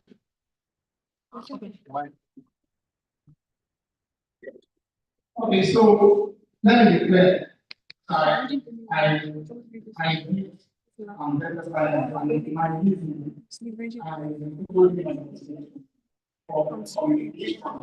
for cross-functional understanding. That was just my reason. Some people go, some petroleum engineering might go into data science and data analytics to actually do it, I mean, carry it out, or maybe be in that field, maybe because the industry has so much data and they want to use the science, the skill to get insight from the data to solve live solutions, right? Now, I can tell you, if you have passion for design, design, it's a passion. There's something there's a thing I watched about before. Life throws to you opportunities that you might need tomorrow, right? You might come up with a solution to the software that your graphic design team will become useful. So it is open if you have time, if you have the resources. I mean, it also affect your 6K.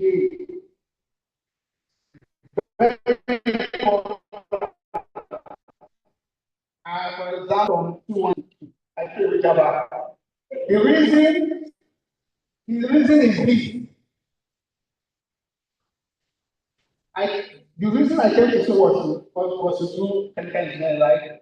So when I finished school, I would learn Java. There's so much time to learn Java. So I had to drop it, focus on chemical engineering, came out with my 2-1. Guess what? I didn't go for Java. So that is life, but this is dynamic. But just like I said, you must be agile, that's what we want. So it is important to do it, but let it not be at the expense of the CCP. Thank you. Thank you very much. We have a question from our online viewer. The question is open to anybody that is willing to answer. So it says, how are energy companies leveraging AI in knowledge transfer from senior engineers to the next generation of talent? Okay, thank you so much. So when we speak of AI, I love the way it just sounds. Science fiction, right? I do understand, I'll be honest with you. Nigeria is still evolving. However, within the industry, we do know companies that are already doing exciting work in AI.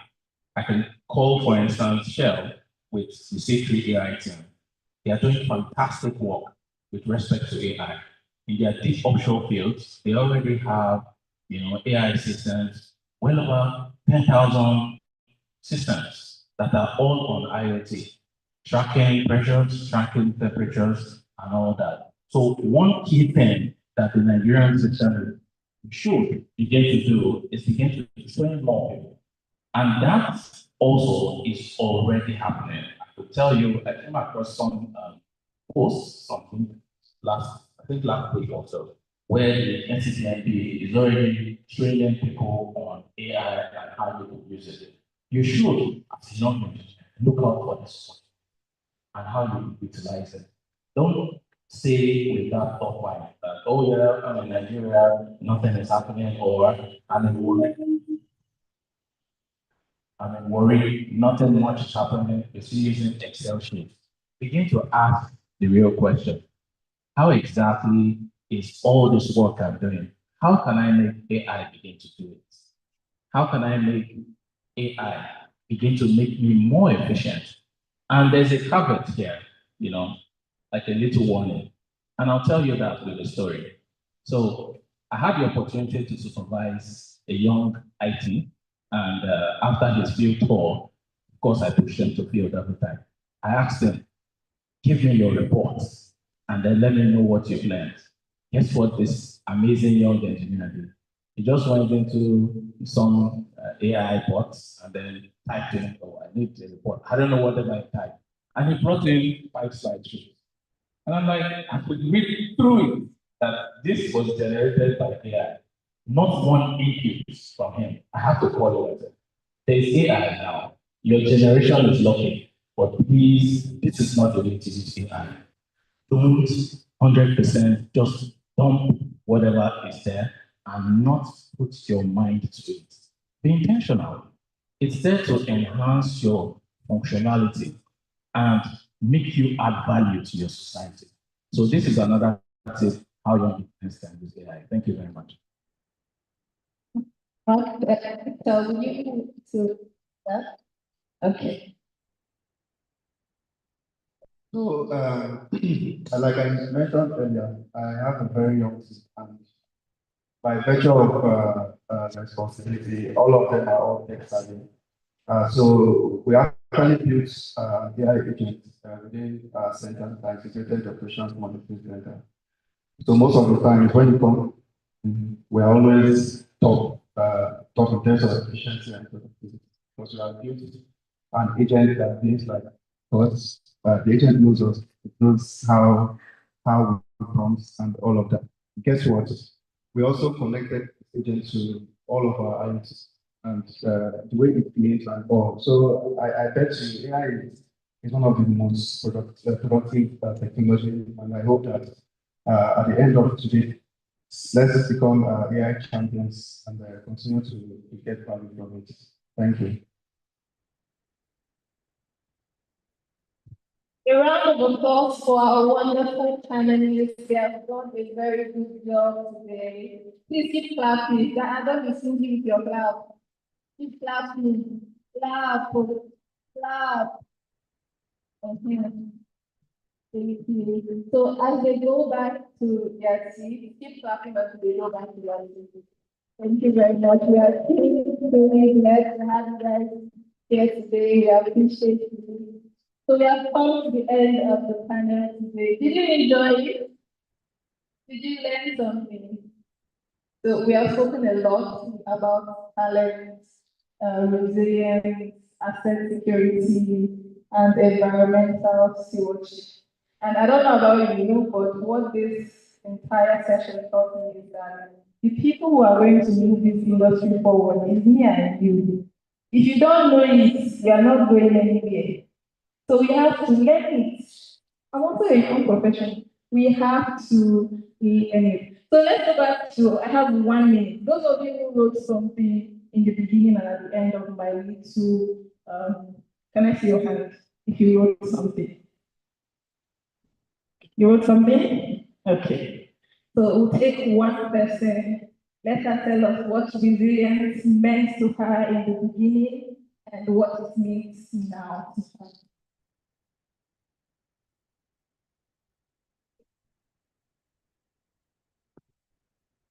According to the first speaker said resilience means adaptability. Then the second speaker said innovation. The third speaker said to me, it means being resourceful. At the end, it means like you being able to adapt to the environment and to the. Thank you very much. She is now resourceful young professional. Thank you very much. My name is Eddie Friday, if you forget, and I hope you have had a wonderful session. Goodbye. Keep clapping for happy. Clap, clap, clap.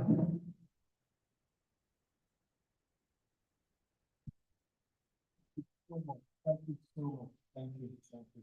Once again, I'm Chukwu the production programmer in South Africa. And my co-host, I'm your host, your co-host for today with the beautiful Juliana. Juliana, please. Yes, Juliana Nika Uche. Thank you very much. No, clap, please. Very important. Very happy to have you.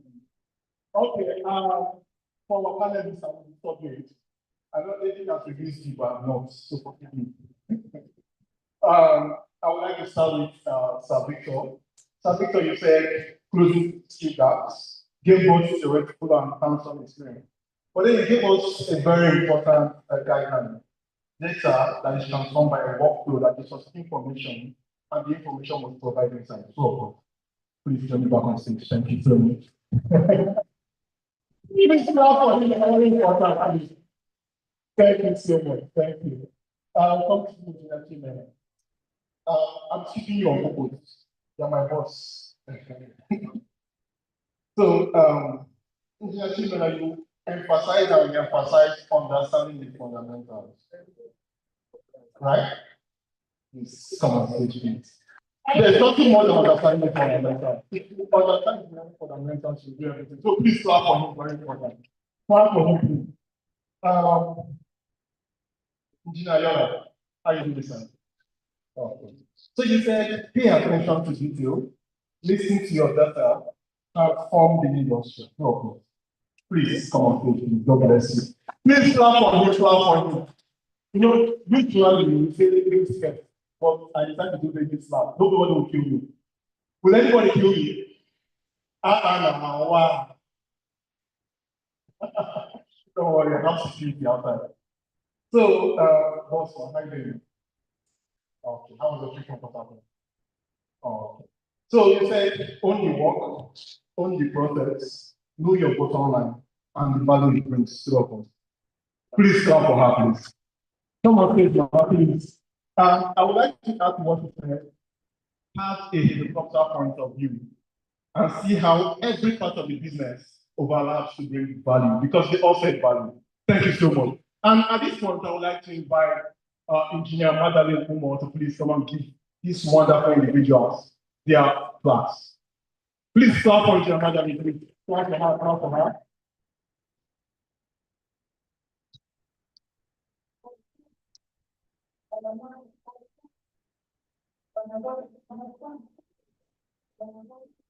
It's my impressive to know that Engineer Mandalay Umo was one of our past slide teachers and also currently a professional director. Okay. SPE Energy. Thank you so much. What a blessed generation. In fact, you guys are not just lucky people, you are blessed. And I believe right now, with all the loads of nuggets, information, fantastic insight, experiences that have been shared, you're ready to take the center stage as the next generation of leaders in this industry. I just want to especially thank all the panelists and the moderators. And just to mention that Ella is my colleague in the office.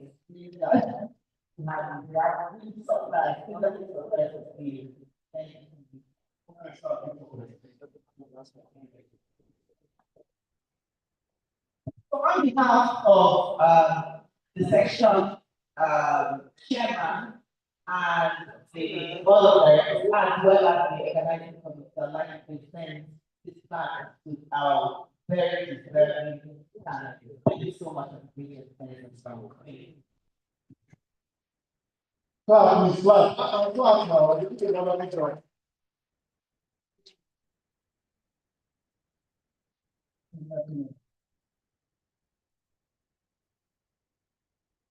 Okay, clap for them, please. Clap for them.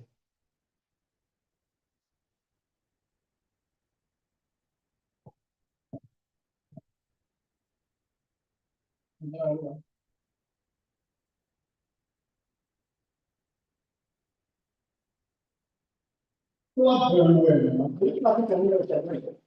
Very good. Madam Minister.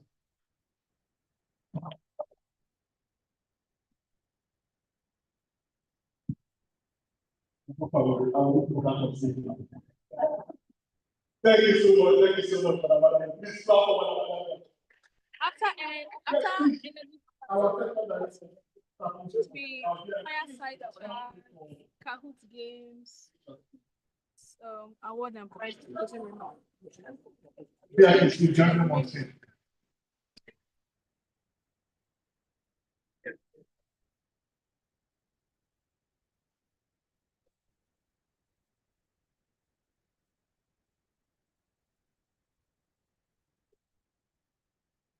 He's having a nice picture. Yes, every Friday, please.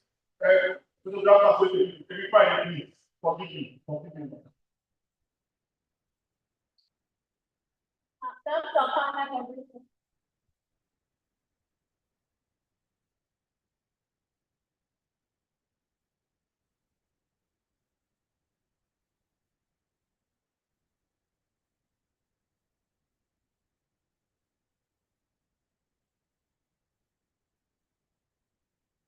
And please clap them, clap whatever you want to like. And thank you so much for the work. Thank you very much. Thank you very much. All right, let's give another round of applause to our panelists, our section directors, and to you, the principal and announcer. Please give a round of applause. All right, this is where I'm having the panel section. Our fireside chats. The person to anchor is working. The person Ambassador Elvis and Obi. His SSA to the governor and the convener of not too young digital society. Please let's give it a resounding round of applause.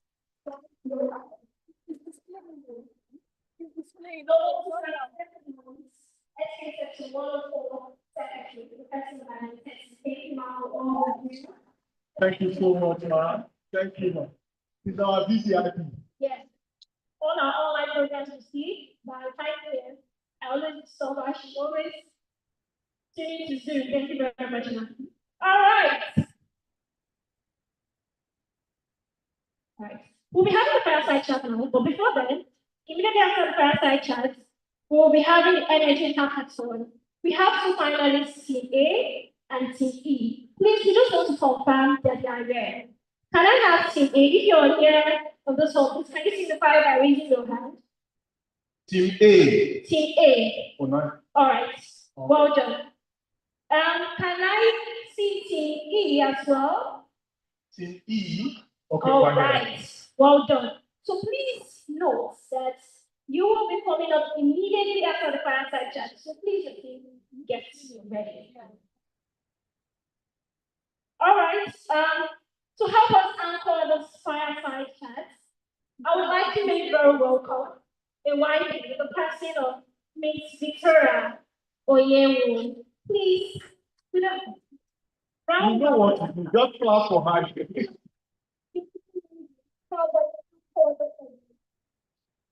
Thank you very much, Juliana. Good afternoon, everyone. Good afternoon, everyone. SB. Thank you very much. Thank you very much. I've been enjoying this symposium so far, and I think you are. And what I enjoy thing about this symposium is that you just talk about the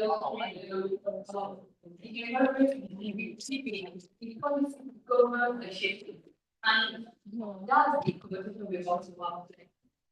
How this and at this intersection, we have someone that is ready. Ladies and gentlemen, please welcome Ambassador Elvis Adobe.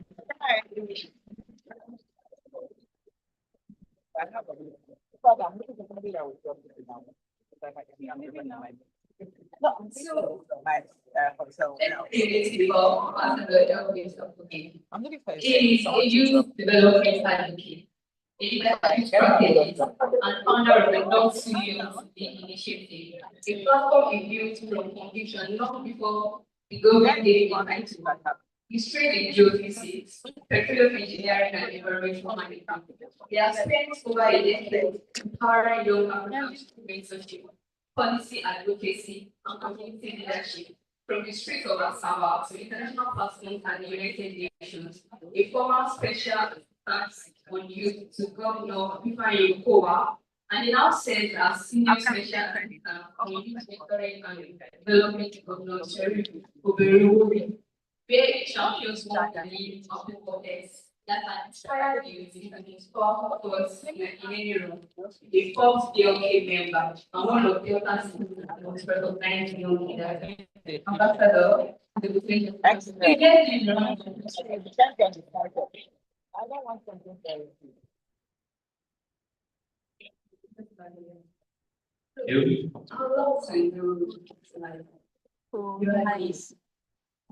the founder of the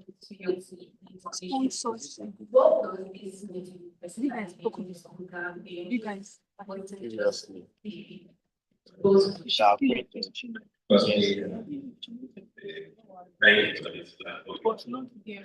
But I won't be here. was all I ignored it. I read my books. The achievement that been during my adults to be speaking this but I'm getting a lot of friends since I came. Now, but I had this uncle then who he was in uni and he was in PTI. I don't know how it is. Yeah, the admission came, and such ways.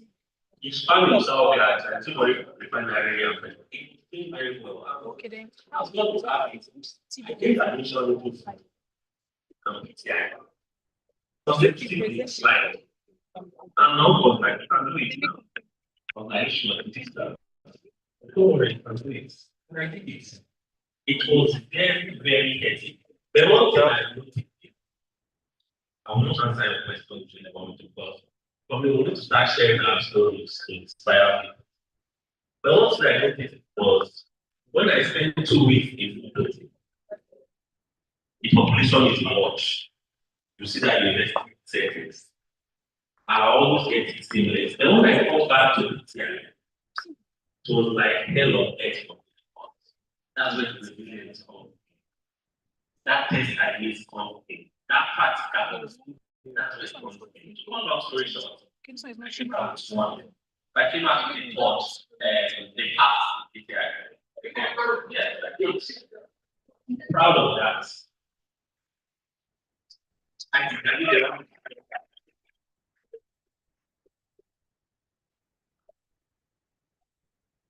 So sometimes when you send yourself that help is back, no help is it's not easy. I look this, but when you the market and I left it for Africa.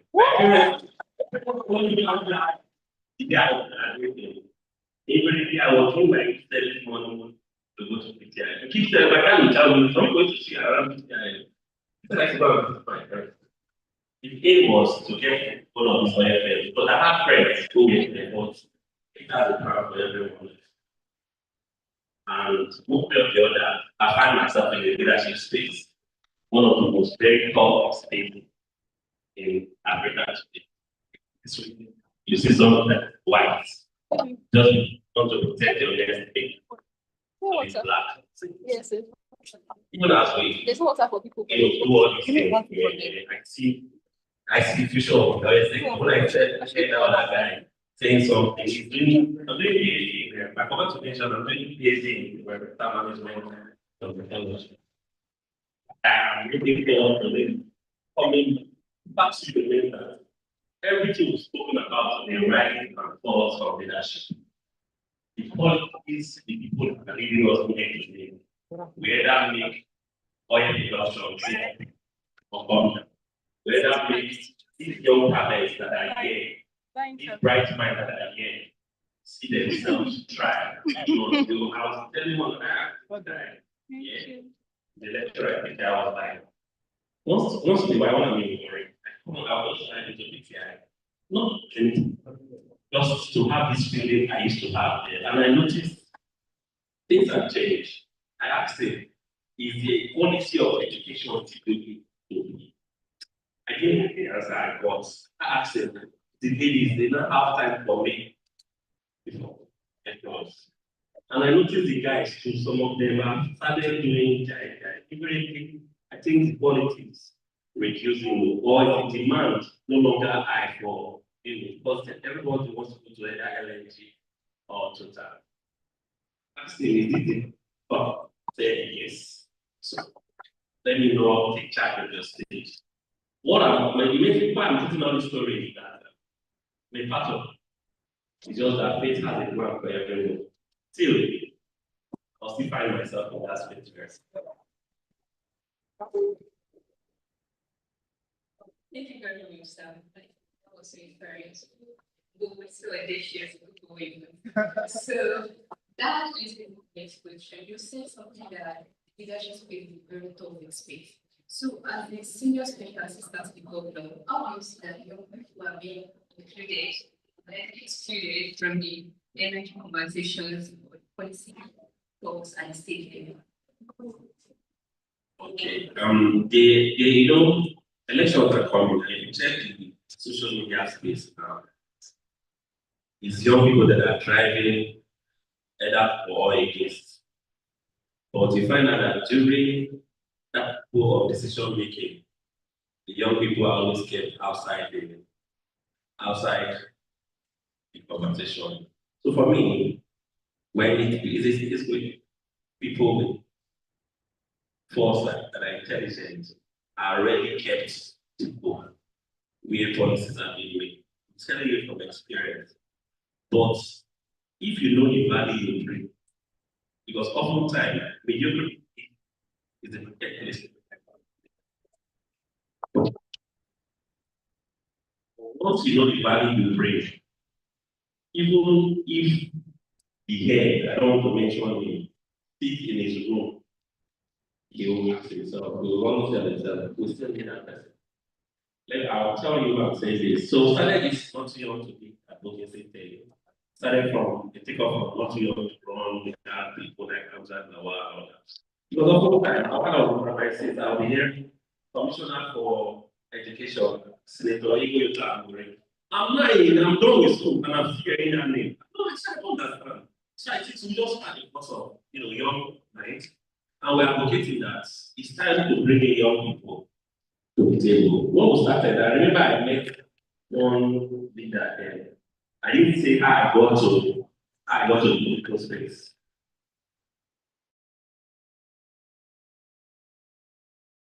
My mom used to tell me that the governor in charge that I was from was the immediate past governor of Delta State, like Governor Dr. Guam. And in that statement, when I found myself in photo, I wanted to be hunger for change. Each time I come to a district here, I didn't like the environment I was born at all. I saw someone who said he knew the governor, and he gave me the governor's number, and I sent a text message that this is that young man that you took delivery of, and so that the mother went to the home, you were the one taking care of him. That's the text message I just sent. After like 2 weeks, I don't know. I think it's just God. The number called me that. Next day, they said yes, I said they want to see that. No, I called my parents. My mom told me that your baby just had to another book. I told my mom, I have a part of this place. My bridge will come. So what then I wanted to do, I internship. I wanted to learn something. I started doing internship in government house, and that's how I found myself. So all started that okay, same thing. We needed young people to be in the policy making, the system, and it wasn't easy, but gradually we're getting there already because right about now we have young people in the executive council. What my problem is how these young persons are selected. That's the new advocacy we want to start driving. Don't bring your child, either your son, anybody, like a young person because you want to retire. No. It should be young people with proven character or capacity, competence, and let's use the word that we're hearing here today, resilience, that will make what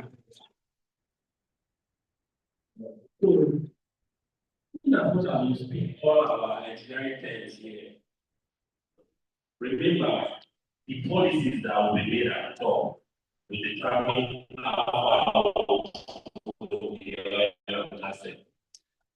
We also need to get involved mostly in the election process because you cannot change something until you're part of it, and you can't change something from apart. Thank you.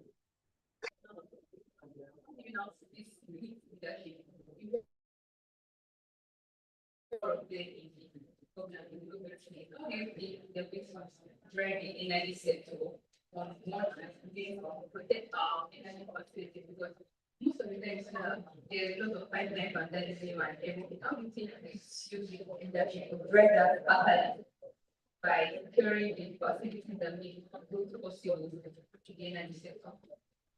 So I believe that it will spark us taking to mirror it and project is clear to play well. that power of seeing greatness in your own kind, your own peer, your own age mate. I want to tell you, I saw young, handsome, beautiful panelists, and I was being true. All I was saying. So if you also have young from the one that of experience before this afternoon, also have young people who you know who are bad growth in the leadership space, who have proven themselves in the leadership space. They will collaborate with the same young persons in the energy sector. What you see? Why the other young persons collaborate from the energy sector? Those in the leadership space will happen. I'm having a plan now. I think we'll take it off from there. That's what I think. Thank you very much. What I take from what you said is, one, you should have value, and you should be an advocate for growth for change. It should be one of your characteristics. Thank you very much. Okay, so in this energy sector, there are these two areas, the asset security and the operational efficiency. They are heavily influenced by public policy. So where do you see that the biggest political gaps, where do they lie in the industry? For me, I will speak to how I understood your question. There's a, let me use L'Oreal as an example. There's a common, if you pick like 10 youths today and interview them about your sector, they will tell you pipeline vandalization, transmitter security service, and all that. That's what they will tell you in L'Oreal. I stand to be correct. So for me, I believe that any business, but right now, I was talking about manifold, why I'm making the draw for you. In the afternoon, you are going to that break to see where God that if maybe when I left school, the frustration there was no jobs, you would use it to have analyzed my mind because I have a little experience of how it works. So for me, I think if good policies are made, these young staff here, these young professionals, when they reach school, they are engaged. I'm not sure anybody will be vulnerable to anybody that wants to exercise to end up, vandalize our pipelines and that. So they themselves, just like them themselves, we use them to protect our own pipeline. That's why we already have a firm that protected our pipelines. But I think these young professionals should be engaged because we need that expertise. Thank you very much. Thank you very much. It's really like that is society like should be young person should be more engaged in driving value. Thank you. So this the global conversation, people are trying to say, oh, we're doing it where they want to do it every year exactly or energy that does not so much greenhouse emissions for the environment. So for the Niger Delta, we've lived in environmental degradation for decades. So how do you decide the region in any way revenues for the urgency of environmental? How to be balanced, how to manage our possible environmental What is not really conveying yeah, I have an opportunity to have a meeting.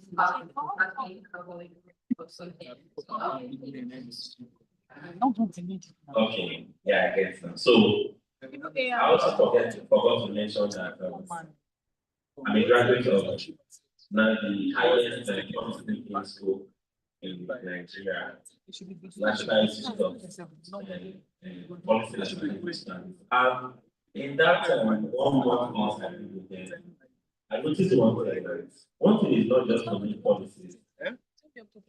One thing is not just to make policies. The problem we're having is enacting those policies. I was meant to understand that I stand to be corrected that there's a policy against gas flare. Am I right?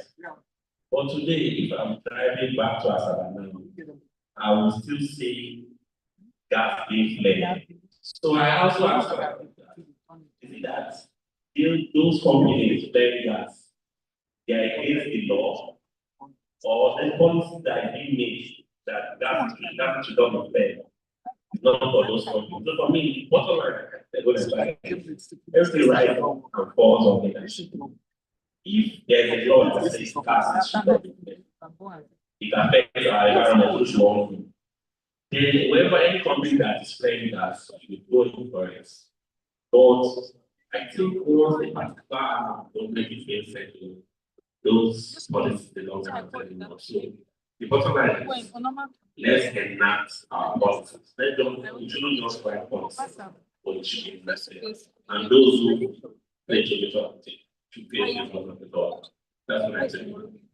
Thank you very much. Thank you, everyone. So if you have any questions, I'm prepared them or I will bring this session to a close. So lastly, what's how one thing you want to say to wrapping up for everyone to meditate on Okay. So sometimes for the organs that are here, in the oil and gas, I always want to use my personal experience, so sometimes you find ourselves in an environment that seems to like, you are doing, it makes sense from people to our own is there that I tell you are not good, and there will be ongoing psychologically you are making that person to do alongside the so for me, I want to continue and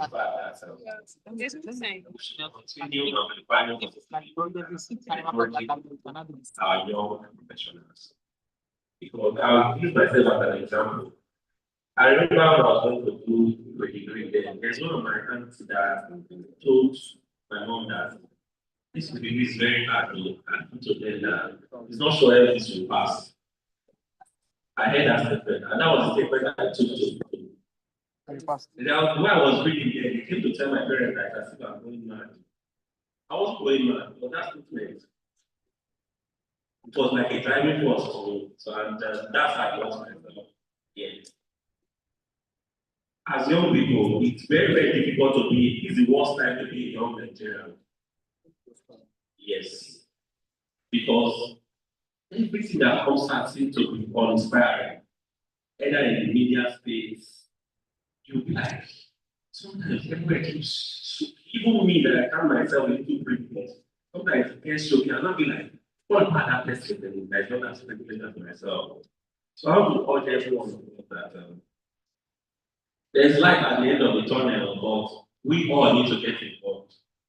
I don't know if God will have to come down, but we as individuals, as young people, we need to get involved because for me, I don't have any other passport except the Nigerian passport. Because even if we are successful here, if you leave the shores of this country, each time I travel, the moment I'm on the queue, at the point of entry, like, yeah, Nigerian, you see the white guy who I know is not as educated as myself. Yes, I will want to add in his face. Just like when you say you're in Nigeria, you're like you're wearing a body of suspect. And you and I did not commit this crime. The reason why they are doing it is not because of like us. So we all have to get it, but we can't mind our interest with what happens in our country. I'm on a plenty of the government, but I do my things with emotional intelligence. But as well as I work with UN and all that, and it's my page. So I cannot be pushing good governance. Why I'm indulging in some things that is not in sync with good governance. You know, sometimes when they say this person is that happens, you'll be like, it's one of them. Say like, I'm on my own. Yes, it's the one I do that don't make them appointment. So I'll continue bringing value to them. Then finally, there's a social innovation program I organize in my office every year. We get all young Africans from classes every year. It's the one we long fully funded program. I think collect the sponsor.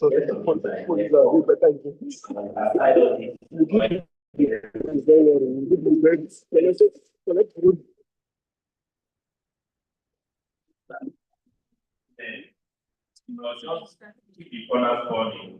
Stop only mostly we have some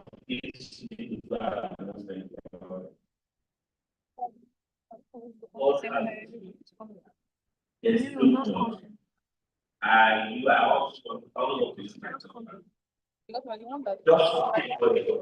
and play with them. Thank you very much. You know, I'm going to set two questions. The screen, the other screen. The screen already here. So they want to on that set. They show where we want to do the investment. Okay, what are the available screen? You can just start with the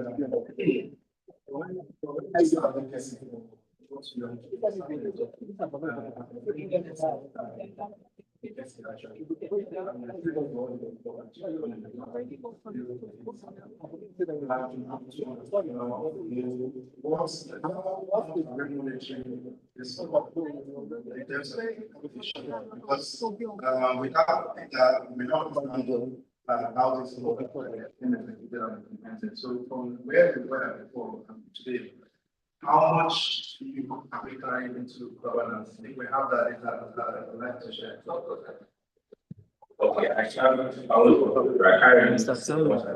the one thing just is there are two benefits from the notice of this country. Dr. Women. I already have his bio.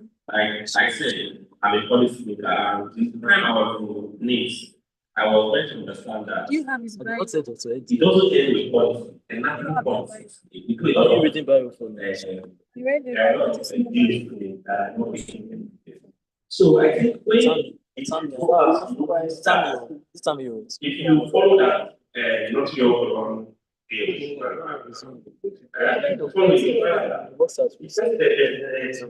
he's going to sign it, but they should not stop the guy when he leaves. And the political class noticed that the young person that are agitating, they want to be on the top. If you are in a particular part of going on now, either you are a brother or you are a so the next advocacy now is leadership recruitment process for this young person. Because my name wasn't really, like my name was not, I was not applying for the ballot.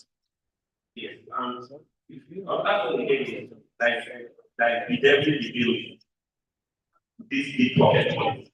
If we don't have money, you can't get funds. Even if you have funds, maybe one of these political parties you know, this one form. You know the young people now. If you see them, you don't buy Sprite, you don't buy gas, and that's how they come from board. You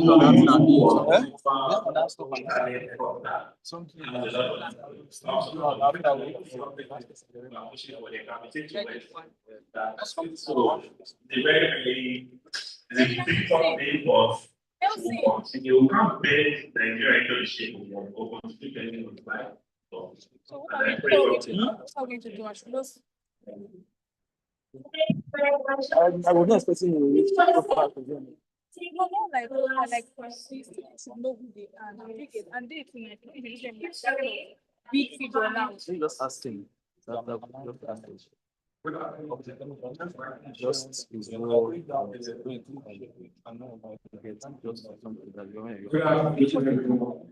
on LinkedIn.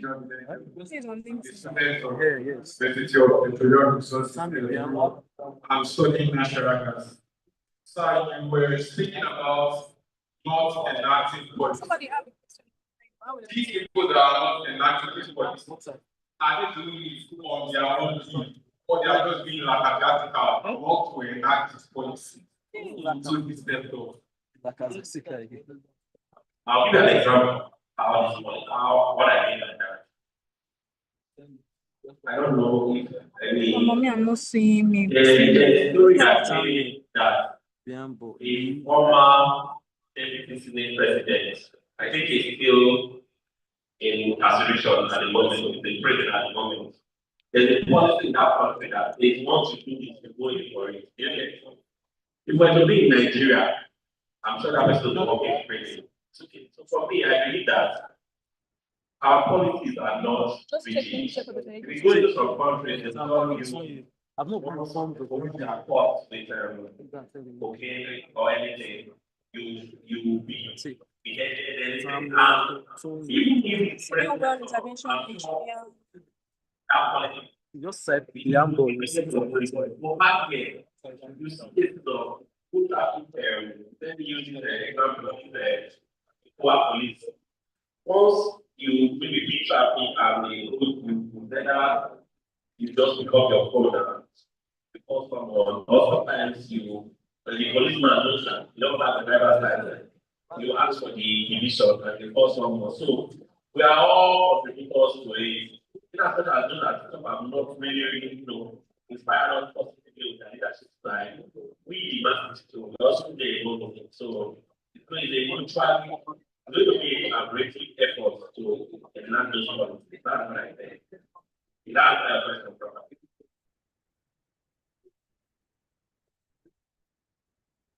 So thank you very much, sir, for your answer.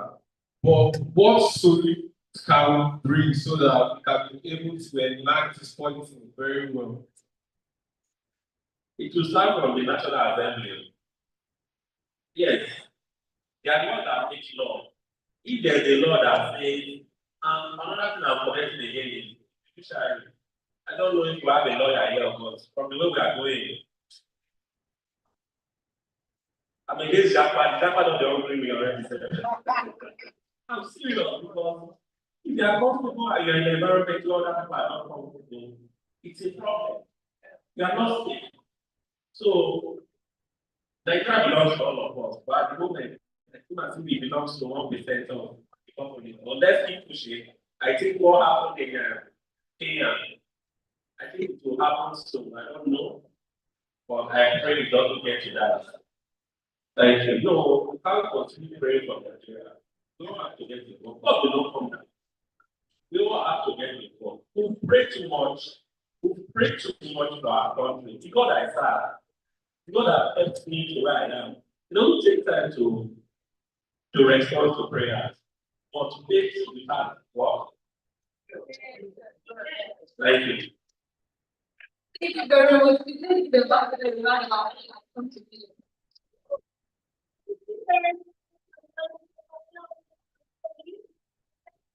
Executive governor and also the convener of not-serious lead organization down to state. Such important to have all right, to present the little token of appreciation to you for the section, I would like to call one of our previous class section. What do you want to come out? Like, you have class. I'm passing your phone and your business.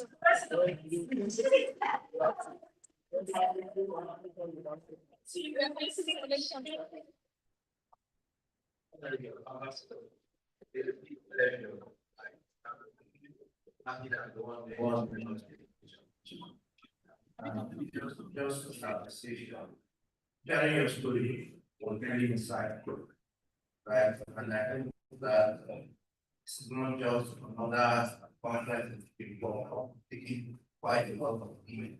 However, I have a problem. And that thing is you were industry trained, right? Ready to go. If you want to renew your membership, is one of the right? I thought the period of studying for annual growth always got that. Part of always being here, actually, it's a meeting technical information, forming communities that really not just training like training the next generation of jobs in the country. It's from Are they still government. So it's really nice and having of so the way once you build us, as well as your members, and there's a history of that I wish to present this to you, not just as a speaker, but you have motivated us when you need to have a organization, like your which you are also will present to the event.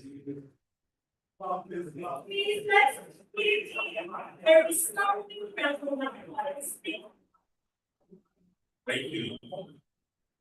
So I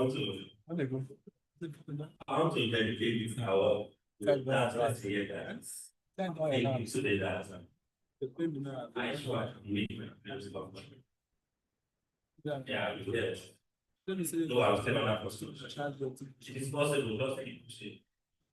I find myself in this way. Almost everybody knows it, but I'm not sure.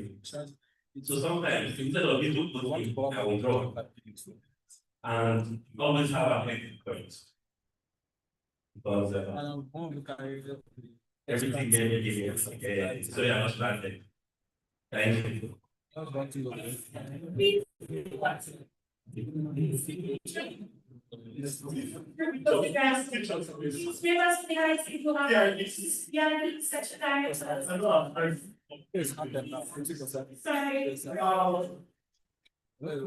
for what she wants, please. All kinds of pieces. They are part this it's not a matter it's not part of my immigration. It's very bad. I welcome that. Madam, just yeah, what did I do? Please don't tell please. Oh, please.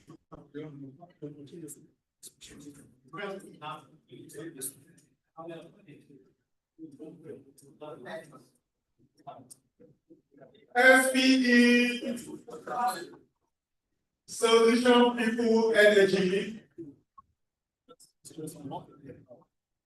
Thank you very much. Just immediately, we would like to present certificate of appreciation to our panelists, moderator, Professor Miss every Friday. Please come to the stage. I'd also like to bring the indulgence of Dr. Ruben Ogono. So please, we'd like you to present the plaque to Miss every Friday. Thank you. What is this? There's someone that it was from that side.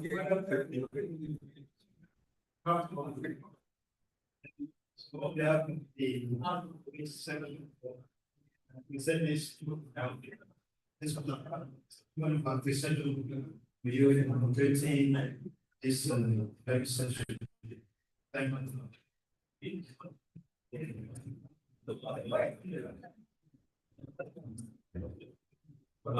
Please clap for her, clap for her.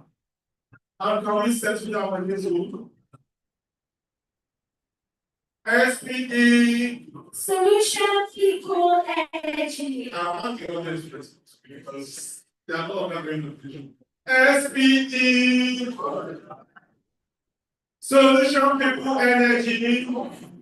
Now this time. SPD the control is not on this mic. SPD Solution People Energy. I saw you. Well, you can see that the amounts are busy. All thanks to our sponsors. Thank you very much. All right, moving on quickly to the next segment.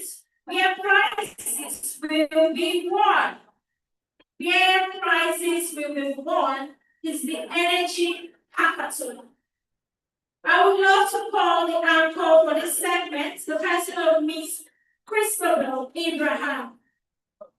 Please, we are not done yet. Please settle down. Settle down. We are not done yet. Please, my colleagues are back. Please settle down. We have a couple of things to talk. Thank you very much. I know that we are eating, but we can make it a bit more urgent. Thank you very much. All right. So, Madam Christopher. Please let's welcome her with a round of applause. Hello to Team A and Team E. Hello, everybody. Good afternoon, everyone. Welcome to the final round of the Energy Hackathon. So, we have two teams presenting today. But first off, I want you all to know that this Energy Hackathon is beyond the competition, okay? It's beyond the competition. It's all about, minds, like minds coming together looking at a problem and thinking of ways to solve it. That's what synergy hackathon is all about. And also, we have a lot of judges, distinguished judges that will be handling this, esteemed judges, excellent judges, and I'm going to call them out. As I do, please, you have to clap. First person is Engineer Dr. Ogenegumo Ogolo, a distinguished strategic petroleum economist. Please, let's clap, let's clap. Dr. Romain. Okay. That's coming. So the next person is Engineer Tammy Gambo, Asset Subsurface Lead at Renaissance Africa Energy Limited. Please, let's put our hands together. Then also, Dr. Eddie Oko, Senior Well Intervention Engineer Lead, Oil and Gas Resources Limited. Please put your hands together. Yeah. I'm always told that if you admire someone and you want to be like them, you have to appreciate. So now let's put our hands together with them. So for the rules of the game, each team you have 10 minutes. And team A will go in first.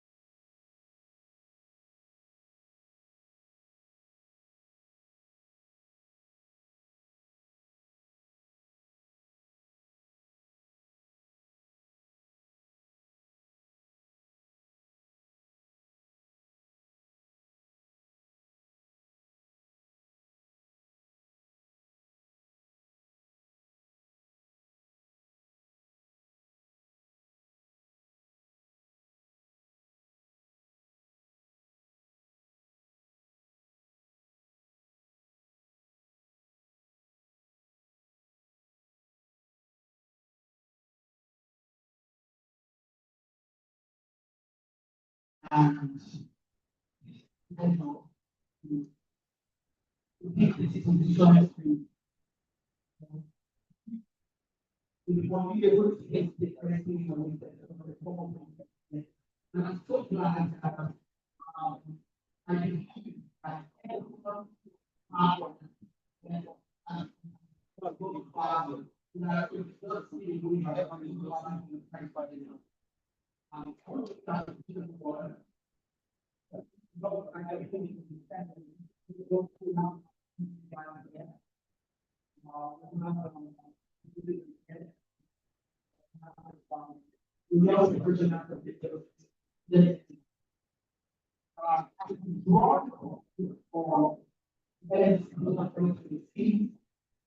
I feel like the application everyone contributes in progress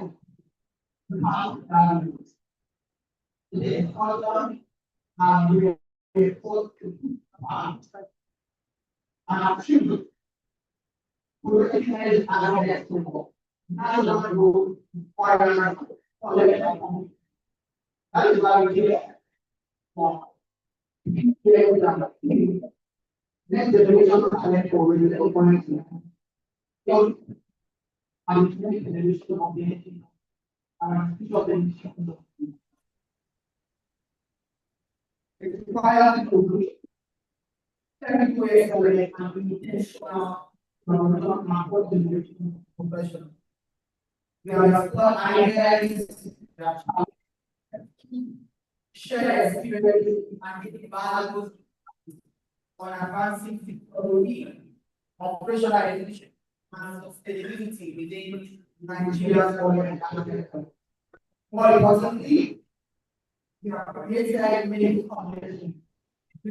Students, young professionals, policymakers, and those of the academia. Strengthening the ecosystem needed to shape of the farm industry. That distinguished because of great education, academy, young professionals, we want to say thank you for your time. The sponsor, especially energy, facility for one of our big sponsors. We want to say thank you for your support, very activities, providing all the needed platform of the energy industry. I don't know this. I only do that in my hair. Everybody looking better. You have, I think, still for don't press on. Our responsibility to here. Yeah, that's why those things and then conversations, ideas, and solutions require action.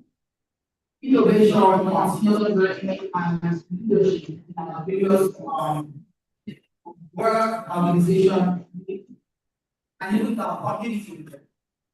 On behalf of the young professional for section and the entire board for sector, for being part of the speak.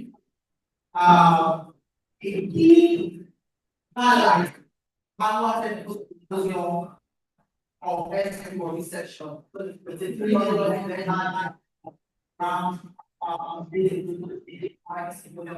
we haven't so I think it has that now. Because I think well, support the main and we are representing on the bottom.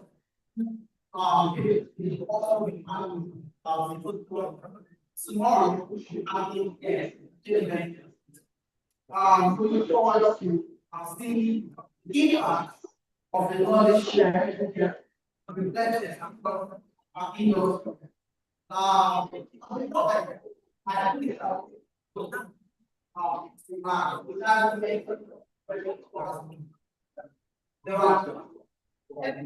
there are Over 2 months long line of season. I know that what you see there is not over 100%. That's the people that are people who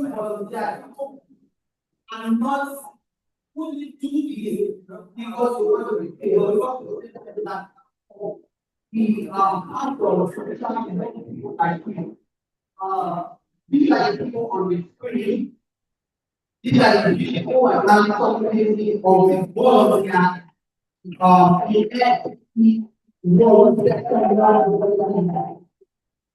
They are making from the 1 to 2 months ago, time at they will also think to give the family round of the amazing delivery. Yeah, thank you very much. As I said to my colleague Nelson, Nelson happens to be the Symposium chair of the that we just sitting around with there. Has been amazing. We had our immediate young women, we have the immediate chair. We are amazing. So whatever we make the day, we are really part of the planning process, and I am really proud to to be in touch with people and the resilient team with the SPO section. As we did, let's not forget, which is embedded in the day, embedded execution, and to not let anybody talking out, because sometimes people want looking into something like that very good but now I believe that the and this will be and we share that and resilience on the people for myself and you thank you very much.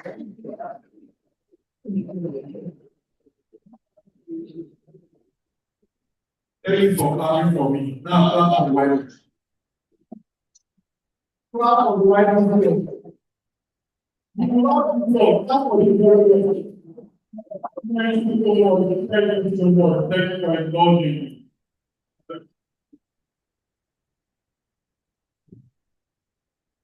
Good evening once again. Let's clap on the two.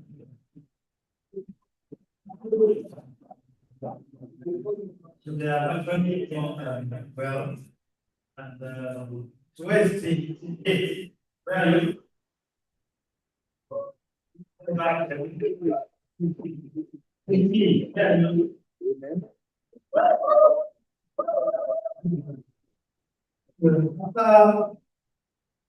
The concept was like the no next day election, APC, NTC, and Labour Party.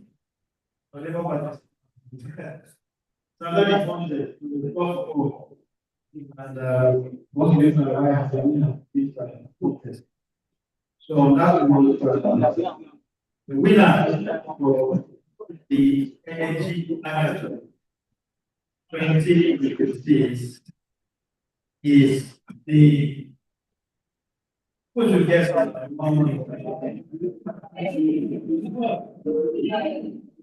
Miss Tia. Please don't like this. Siki, let me see how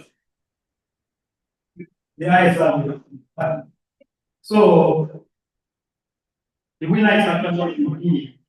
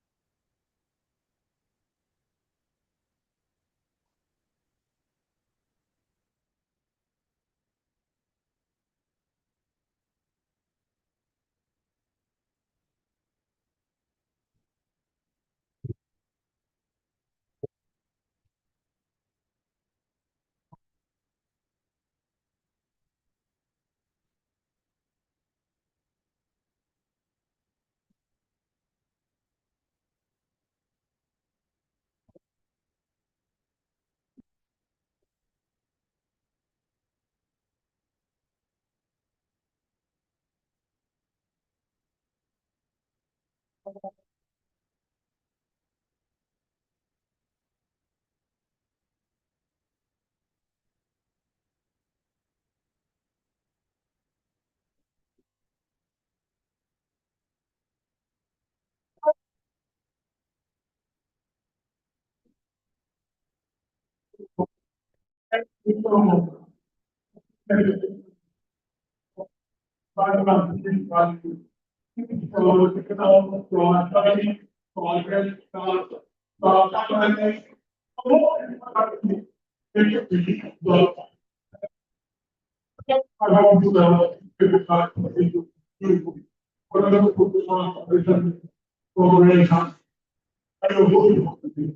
many times